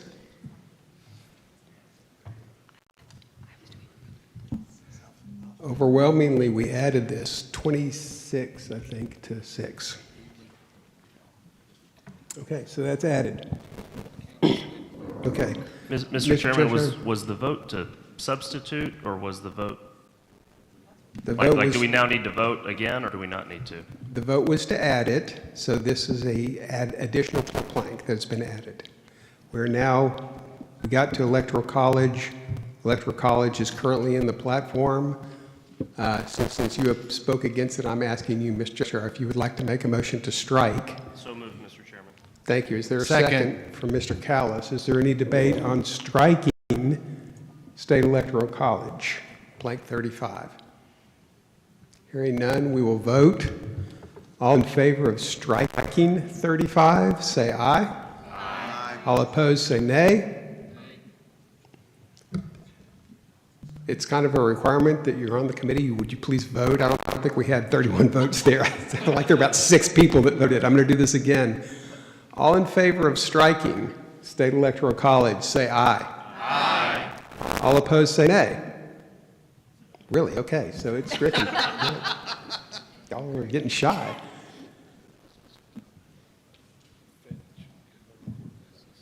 Okay.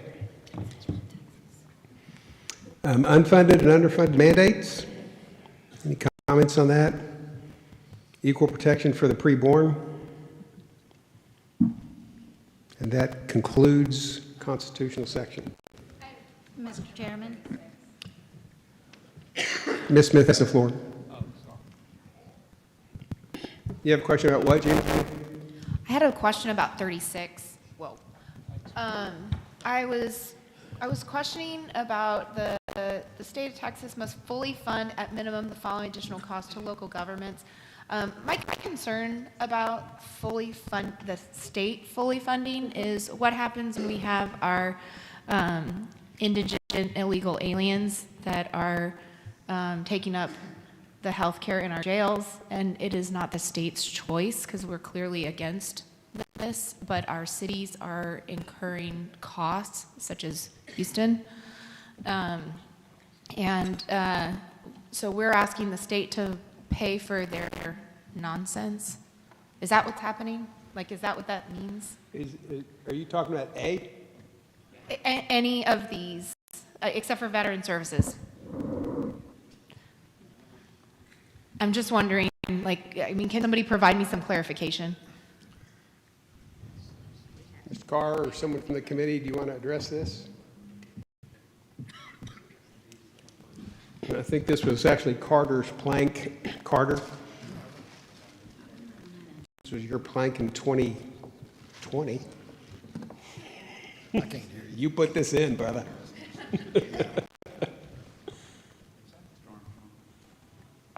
All right. Mr. Osman? Correct me if I'm wrong, but did you not say we are now done with the work on this subcommittee? Well, Gina, we were scrolling through and Gina raised a point, so.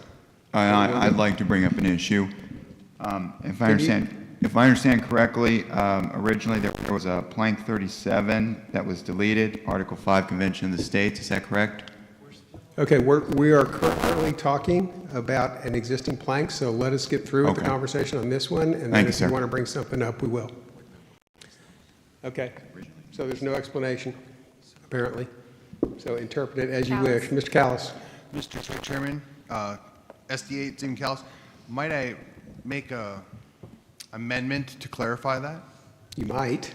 You might not. Just add the... Do you have specific language? I do, Mr. Chairman. Thank you, sir. Just add, for all legal residents. Thank you, Callis. Where are we adding this? On the top portion. Right after governments? Yes. Provided to all legal residents. I believe that'll clarify that for you, sir. I believe it will. Do we have a second? Second by Mr. Pickens. Ms. Lindquist. Microphone. Can't hear you. Right here, right here, right here. I'll give a good example. I'm so glad he's adding that word in. The county judge in Jim Hogg County had a problem for about a little over a year or 2 years during the biggest migrant surge. Coyotes were dropping off illegal aliens in Jim Hogg. They were being deceived and they thought they were being dropped off in Houston looking for work. And so people were dying, thirst, starvation, whatever. And Jim Hogg County, which is quite impoverished, was eating at the costs, having to transfer their bodies to the morgue, the only morgue in Laredo, Texas. And them and the surrounding counties were eating up all that cost, and eventually they were reimbursed by the federal government. So when they are illegal aliens, they need to be reimbursed by the federal government. So we need that word in there. Thank you. Okay, thank you. Any other comments? So we'll vote on the amendment in yellow. I'm sorry. Okay. Voting on the amendment in yellow, all in favor say aye. Aye. All opposed say nay. Ayes have it.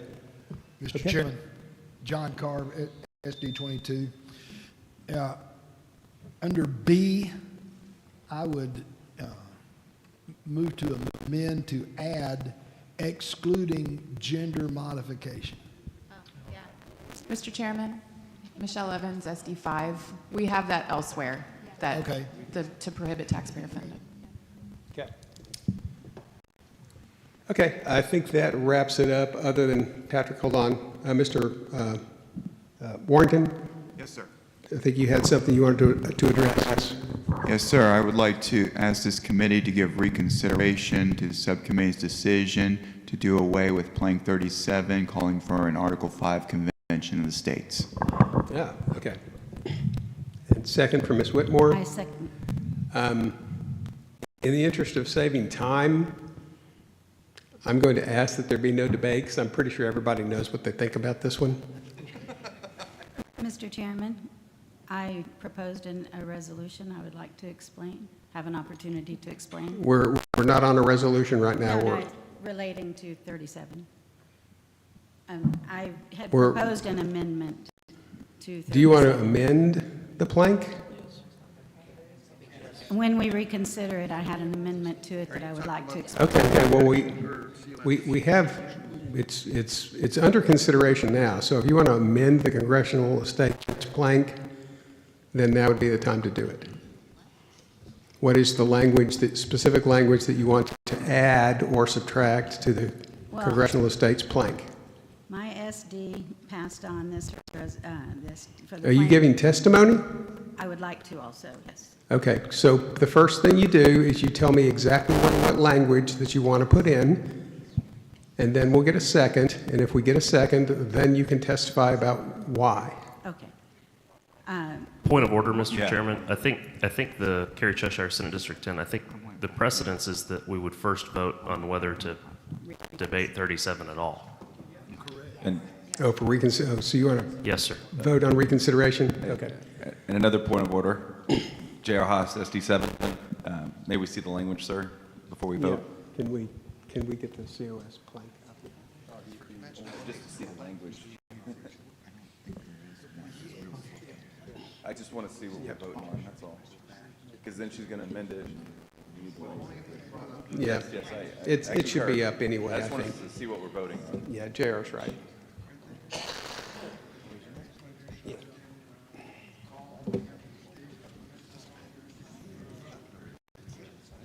Sorry.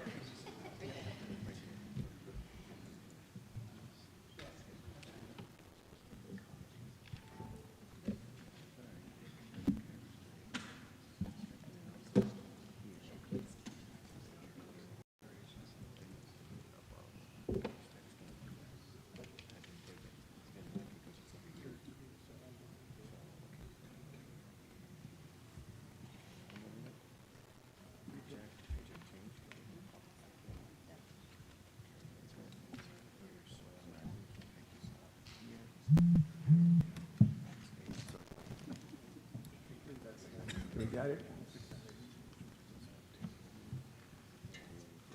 And we got it? Is that it?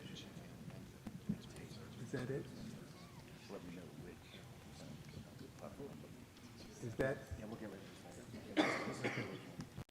Is that the original? Just the 2 lines? Yes, sir. Okay.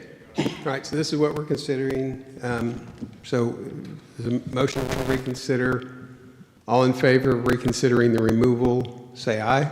Aye. All opposed, say nay. Nay.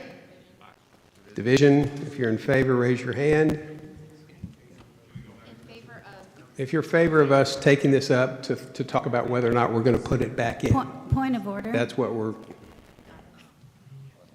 Aren't we supposed to, no, before we vote, aren't we supposed to have an opportunity to speak? quiet, please. Before we vote, aren't we supposed to have an opportunity to speak? We're voting on whether or not we want to talk about it. Okay, so if you're in favor of reconsideration, raise your hand.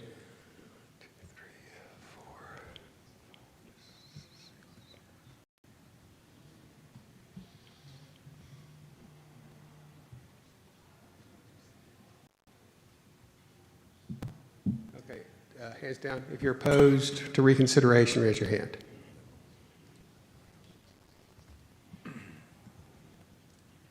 Okay, the ayes have it. We'll bring this back up for reconsideration. Now is your time to make a amendment. My SD 9 proposed that we change the language to say the Texas legislature shall indefinitely extend the call for a convention of states to impose physical restraints on the federal government, limit the power and jurisdiction of the federal government, and limit the terms of office of federal officials and members of Congress. Okay. Do you have language that you can email? It was in, yes, sir. Could you please email it to RPT, to, what is it, 2020? Can you? Okay, all right. Okay. Indefinitely, could you read it again, please? I changed windows, just a moment. Just read it slowly and Okay. watch while he types on the screen. The Texas legislature shall indefinitely The Texas legislature shall indefinitely extend the call for a convention of states to impose physical restraints on the federal government, limit the power and jurisdiction of the federal government, and limit the term Limit the power and what of the federal government? What's already there? jurisdiction, Okay. and limit the terms of office of federal officials and members of Congress.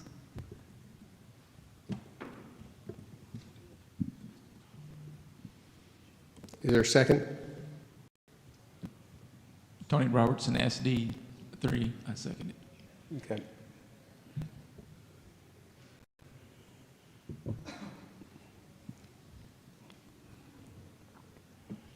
Discussion? Speak to your motion. This particular motion is because the application that we have submitted for, to call this convention includes those 3 points, and it's limited only to those 3 points.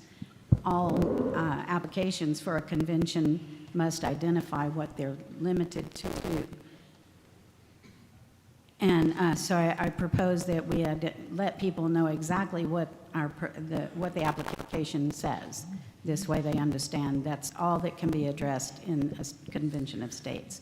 Okay, is there someone that wants to speak against this amendment? Against, Callis, speaking SD. against, Mr. Callis. Yes. So first of all, in extending it indefinitely is ridiculous. Second of all, we already have a call for convention of states, and it hasn't expired yet. And in the event that it should expire, they are free to re-extend it at the legislature if they see fit. There's no reason to continually call for something that we already have. This is a moot point. We should move on. Is there someone who would like to speak for? May I respond? No, you may not. I don't know. I'm sorry. Decorum, please. Yeah, go ahead. I don't know if this would count as a amendment to the amendment or a friendly amendment, but I would like to suggest that indefinitely be changed to,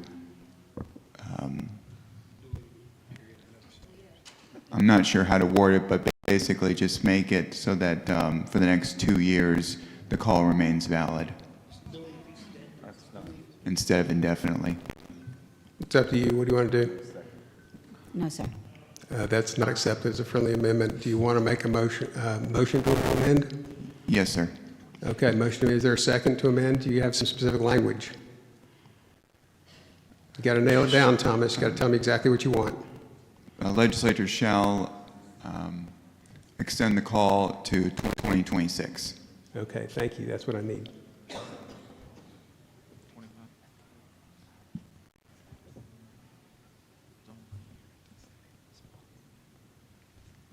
Is there a second for that change? I'll second. Seconded by Mr. Bodine. Is there a discussion on the change? Do you want to speak to your amendment? I believe that it's unnecessary for this to go on indefinitely. And for those who are completely against the Convention of the States, I would hope that they would yield to the idea of just extending it until we can see if, God willing, we can get President Trump back in office. Okay, is there anyone speaking? And also as an attempt to prevent the possibility of having to go for the nuclear option and withdraw from the Union. Okay, is there anyone speaking against? I'll speak against. J.R. Haas, SD7, and this is not to reflect my opinion of the whole plank, it's to just this amendment. So it's my understanding that there's current legislation that has a call for a certain number of years, and that's about to expire. So to the nature of this isn't that we have a plank that's indefinite, but it's that if we're calling the legislature to re-up what's about to expire, and when they recall, they're asking them to add language that would make it indefinite. So this isn't for the Republican Party of Texas to have indefinite call. It's just to encourage the state legislature. So this idea of like extending to 2026, I don't think it's really relevant because really it's the legislature that's doing the indefinite call, not the RPT. Yep, okay. Is there anyone else that wants to speak for the change? Okay, so that is debate. Are we in favor of just the change? We're not voting on the whole thing, just the change from indefinitely to 2026. All in favor of that, say aye. Aye. All opposed, say nay. Nay. Nays have it. The motion fails. We will leave it as indefinitely. Okay. So we're back on, hold on a second, John. We're back on Barnes' amendment. John, did you have John are you Carter. speaking for or against the amendment that's in yellow? I want to propose an amendment. Amendment to the amendment? Amendment to the amendment. Okay. To strike the word indefinitely. Okay. So just a call to extend for a convention of states. All in favor of striking indefinitely, say aye. Aye. All opposed, say nay. Nay. Okay, we will strike indefinitely. So now we're back to the part on yellow. Hearing no other debate, do we want to, we're going to vote. I'm sorry, Cindy, did you want to comment on the part in yellow? We are considering the offer to amend. That's all we're considering at the moment. Nope? Okay. All right, we're going to vote on the amendment that is in yellow. All in favor of the amendment, say aye. Aye. All opposed, say nay. Nay. I think the ayes have it, so it's amended. Okay. So now we were going to vote on whether or not we add this back to the platform or not. All in favor of adding back in? Do we have any comment? Debate? Yeah. Debate? Yep, we can debate. Are you speaking for or against? Against. Okay. Okay. He had his hand up first, Carter. Andrew Duarte, SD20. First of all, I'd like to thank all of my constituents that sent me all these lovely emails over this one item. I'm glad they're paying attention. But everything that I received, all the testimony that we received in committee, nothing gave us a guarantee that this convention cannot run away. We look at the history. The last one we had was a runaway convention, and we lucked out. It was to our benefit. But once this convention convenes, we run the risk of losing our Supreme Court. We run the risk of losing our rights as a whole. I understand that Venezuela had a similar amendment in their constitution, and Hugo Chavez used it to take over the country. Yes, he did. So, therefore, I cannot, in good conscience, support this plank. Yep. Anyone speaking for? Mr. Speaker, Dennis London, SD2. I find it odd that in Plank 18, we're actually calling for term limits, and that amendment to the Constitution is exactly what Article 5 is being called for, amending the Constitution for term limits of our federal officials. If we're worried about them not doing the job that we've elected them to do, this is one way that we can make them do the job by calling Article 5, putting that in place. So I don't understand why we have the hypocritical stance in 18 and then this again here. I don't think it's hypocritical at all, because we can call to amend the Constitution through the existing process that's in the Constitution without arguing for, I'm not going to debate you on this, without calling for a convention of states. So anyone speaking against? Carter. So we've had 2 for, and this will be the second against. Carter Thomas, SD 18. Thank you, Mr. Chair. This argument has been going on for quite some time, but to say by writing up on the board that you're going to limit 1, 2, or 3 things is, in my mind, it could be eyewash, because what we have, in the only time we've exercised this, they went in to change the Articles of Confederation, and if it hadn't been for the providence of God Himself stepping in, we'd have really had an issue. But and I don't trust our country today to be able to have that confidence in the people that are so adamant about this. Amending the Constitution ought to be difficult. And in the history of Article 5, with excluding the Bill of Rights when they were put in, every single amendment since then has done one thing and one thing only. We have no guarantee with this amendment that only one thing will occur. Absolutely do not. The only example, we had a runaway, it did not occur. So I'm all for admitting that it would be a constitutional process, but I think what we're arguing are the process and the implementation of this, and I believe it's too dangerous. Right. Is there another speaker for? Looking for one speaker for. Mr. Dunham. Mr. Dunham is recognized. Mark Dunham, SD 29. I speak for the Constitutional Convention. First, it's within our Constitution, U.S. Constitution itself. 2, yes, all the states that are signing on to looking at the Constitutional Convention, I might point out to you, are all Republican states with Republican legislators. If anybody thinks that the Second Amendment or something, or our right to speak out is going to be taken away, I think is fear-mongering, quite frankly. I think, and if anybody thinks that the Congress is going to limit their own powers, where they're actually doing insider trading or limiting their powers to sit there and not live up to the laws, like they're exempt themselves from Obamacare, but they put everybody else underneath that law.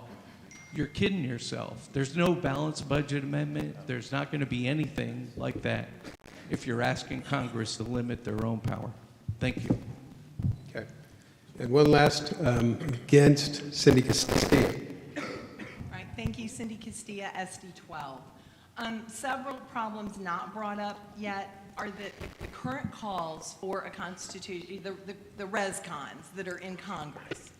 The res-cons in Congress call for counting all open calls. So we've got states putting in other things and working on putting in other kinds of calls, like Second Amendment calls and such. We've got a lot of old open calls on topics I don't even know what they mean. So this is disconcerting. If Congress is asked to call it, it may not come to the states for who their delegates are. It could be congressmen, it could be senators, it could be whoever they say are our delegates. If it comes to Texas, we currently have in law that ours will be 3/5 from the House and 2/5 from our Senate. You point to me your constitutional founders who put everything about them on the line to start our country, everything, gave up their money, their lives, everything, or they were willing to. You tell me who sits in our House and our Senate that you can name as a constitutional scholar, non-compromiser, completely foundationally all in like our founders. They're not there. We have some good people down there, but they are not equal to our founders who gave us our current Constitution. I do not want to put it at risk. And if we get to pick our own, right there, we've got a big problem. Thank you.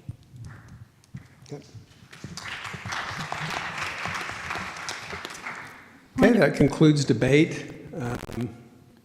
Much as I hate it, I'm resisting and not going to say anything since I'm the chair, even though I want to. So we're gonna vote. A point of order. Who was the first speaker for? The first speaker for? I only counted 2, so I missed the one. person who reintroduced it. Sir? The one, Thomas, who reintroduced it. So all in favor of adding this back in, say aye. Aye. All opposed, say nay loudly.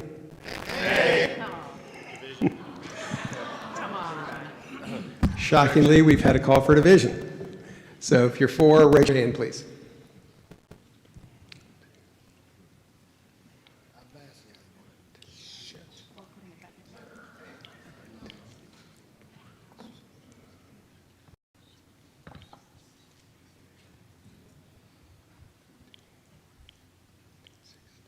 Okay, hands down. If you're against, raise your hand.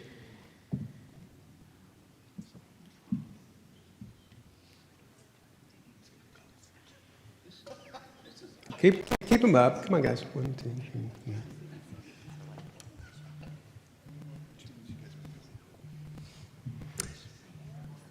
I did 16.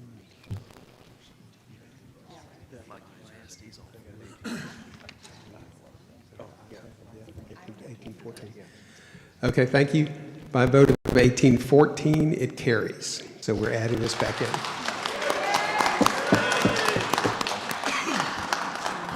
Mr. Chairman? Who is speaking? Warrington Lee Osterman, SD19. Yep. Is it out of line for me to ask for a recorded vote where each individual is called and asked to? It is now. It is out of order. Thank you. Okay, so that concludes this section. So, Mr. Chairman, Patrick Bondo on SD25. I have an amendment for Plank 36. I'm sorry, we've already finished. So we're going to vote on the constitutional issues section and taking it as amended. All in favor say aye. Aye. All opposed say nay. Nay. The constitutional section is amended. We are, hold on a minute.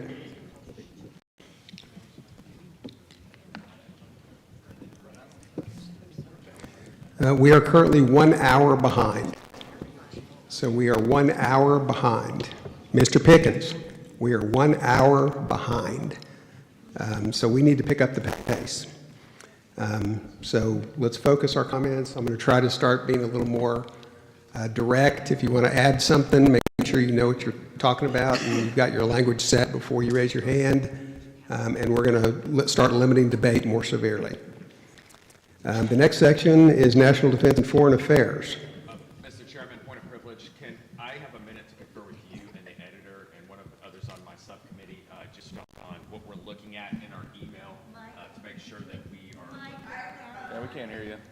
I need a point of privilege, a minute to confer with you and the editor right now before we start with somebody else on my subcommittee about what we're looking at in our email and some of the text. The body will stand at rest for 5 minutes. Okay. Brian? We still have national to do. National defense. Yeah. Looking at the bolded red text, and we want to make sure that we, because some of it's like notes, and then some of it is like a suggestion. I think that looks all right to me, except we struck 253 and incorporated it